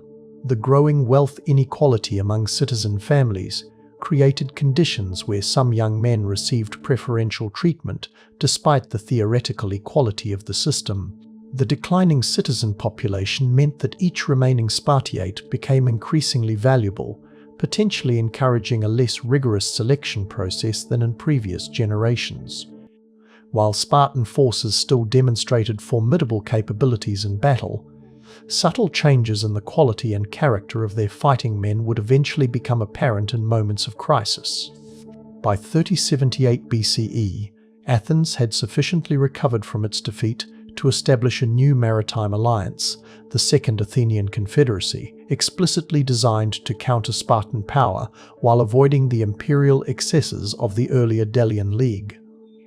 Sparta's attempts to suppress this revival of Athenian influence achieved limited success, demonstrating their declining ability to control events beyond the Peloponnese. Simultaneously, Thebes was emerging as a formidable power in central Greece, developing innovative military tactics under leaders like Epaminondas and Pelopidas that would eventually challenge Spartan supremacy directly. The ground was being prepared for a decisive confrontation that would reveal whether Sparta's traditional strengths could overcome the accumulating weaknesses of its imperial phase. As sleep draws ever nearer and your thoughts grow more distant, consider how this period of Spartan history illustrates a paradox common to many great powers throughout time. The very success that brought them to imperial status required adaptations that gradually undermined the distinctive characteristics that had made that success possible. The society designed for focused excellence in a limited sphere found itself stretched across expanded responsibilities, exposed to corrupting influences, and gradually transformed by the requirements of its new role. Like a specialized organism suddenly placed in a different environment, Sparta struggled to adapt without losing its essential nature, to evolve without abandoning the qualities that had defined it for generations. This tension between preservation and adaptation, between traditional values and new realities, would soon reach its breaking point in a confrontation that would shatter forever the myth of Spartan invincibility. The plain of Leuctra lies quiet now, nestled between low hills in the region of Boeotia. There is little to suggest that this soil once drank the blood of the greatest warriors in Greece. But in the summer of 3071 BCE, this landscape bore witness to a profound turning point in ancient history, a moment when centuries of Spartan military dominance unraveled under a single astonishing blow. The sun rose slowly on that day, casting a golden haze across the open field. The Theban soldiers moved with disciplined resolve, not with the fear one might expect when facing Sparta's famed hoplites. Among them stood Epaminondas, the Theban general whose name would be etched into history not for sheer might, but for the brilliance of tactical innovation. Against him stood the invincible, the Spartans, clad in crimson cloaks, shields gleaming, their formation as flawless as myth had always promised. But even myths can be broken. As the battle began, something felt off. The Spartans were outnumbered, yes, but they had faced worse. And yet, The Theban phalanx was unlike anything they had encountered. Thickened on one side, it struck with deliberate imbalance, overwhelming the Spartan elite. The left wing crumbled under pressure it had never known. And, for the first time in memory, the Spartans fled. Not all of them, of course. Many died where they stood, true to their code. But those who survived did not sing songs of glory. They walked away in silence, their footsteps heavy not with physical injury, but with the burden of defeat. Theirs was a silence unfamiliar to Sparta, a quiet that echoed louder than any war cry, a silence that foretold the beginning of the end. In the days that followed, news travelled fast. Messengers bore the grim tidings southward to Laconia, and when the word reached Sparta, the city did not wail or cry. No mourning, no laments. Spartan law forbade overt displays of grief, but the silence was deeper than ever. Fathers of the fallen said nothing. Mothers who had borne warriors did not tear their robes. Yet the air in the city grew heavier, like a storm waiting to break but never coming. The aura was gone. The myth of Spartan invincibility had shattered, not with thunder or fire, but with quiet retreat and the echo of broken shields. For centuries, Sparta had stood as the unchallenged master of Greek warfare. Now, for the first time, other cities dared to imagine a different future. Long after Spartan spears had fallen silent, and the city itself faded into provincial obscurity, the world continued to speak of Sparta. It is one of history's quiet ironies that the legacy of a city that prized silence, discipline, and simplicity would echo so loudly through the ages. In ancient Rome, statesmen and philosophers looked to Sparta as the model of virtue. They read Plutarch's Lives by candlelight, admiring Spartan frugality and civic loyalty. Stoics in particular saw in the Spartans a mirror of their own values: self-restraint, endurance, and strength of will. Cato the Elder reportedly insisted that his son read Spartan histories before learning Greek poetry. To the Romans, Sparta was the antidote to decadence. But as the centuries passed, Sparta became less a place and more an idea that could be reshaped to fit the needs of those who invoked it. In the Renaissance, when classical learning flourished once more, humanist scholars rediscovered Sparta with fresh eyes. By the flickering light of oil lamps, they pored over ancient texts, scribbling notes on margins and marvelling at the strange, austere society that once resisted both gold and oratory. To some, Sparta was a warning, a cautionary tale of what happens when equality is enforced at the cost of creativity. To others, it was a noble counterpoint to decadent Athens. In more modern times, the image of Sparta has been twisted and moulded to suit new ideologies. In the 19th and 20th centuries, militarists praised Sparta's warrior culture. Gymnasiums were named after it. Cadets recited Spartan sayings. And during darker periods, totalitarian regimes seized on its values of obedience and sacrifice. The Nazis, for instance, exalted Sparta as a racial model, ignoring the fact that Sparta's actual history, like any, was filled with contradiction, compromise, and complexity. Today, the Spartan image lives on in gyms, films, and business seminars. Motivational posters urge us to train like a Spartan. Films portray Spartan warriors as muscle-bound champions of freedom, their bodies bathed in cinematic sweat, their voices echoing with bravado. Fitness regimens promise to awaken our inner Leonidas. In corporate boardrooms, Spartan metaphors are deployed to inspire discipline, grit, and relentless focus. But these modern echoes often miss the deeper story. Real Sparta was not just about strength, it was about restraint. It was not merely about fighting, it was about sacrificing comfort, pleasure, and sometimes even self for the sake of the polis. And as much as it was admired, it was also feared, and misunderstood. As we look back, it's worth asking, what draws us, across cultures and centuries, to this ancient city? Is it admiration for what they achieved, or yearning for what we feel we've lost? Now, as the tale of Sparta nears its quiet end, we find ourselves drifting gently from the dust of ancient training fields to the hush of our own rooms.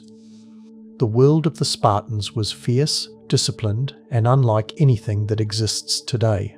And yet, in its silence, it speaks to us still. There is something timeless in the idea of shaping the self through hardship, of valuing duty over comfort, of living not for pleasure but for purpose. These are ideas that resonate in moments of stillness, perhaps even now, as you listen with eyes closed, breath slow, body resting. Sparta reminds us that civilizations, like people, rise and fall. That glory can burn brightly, but never forever. And that even the most rigid systems, the most legendary names, will one day become echoes in stone and whispers in books. But those echoes are not meaningless. They are invitations to reflect, to learn, to carry forward what is worth preserving. Discipline, commitment, simplicity, but also the wisdom to know when to let go, when to change, when to grow. And so we leave Sparta behind, not with a shout, but with a hush. Outside, somewhere, the moonlight still touches ancient stones. The stars above shine on us, just as they once did on warriors preparing for battle. The wind that whispered through the olive groves of Laconia still moves across the earth, unchanged by time. Let that image rest with you, not as a call to arms, but as a gentle reminder that you too are part of a long human story, one shaped by courage, struggle, hope, and reflection. Sleep now, if you wish. The Spartans have gone quiet, and so, for now, may we.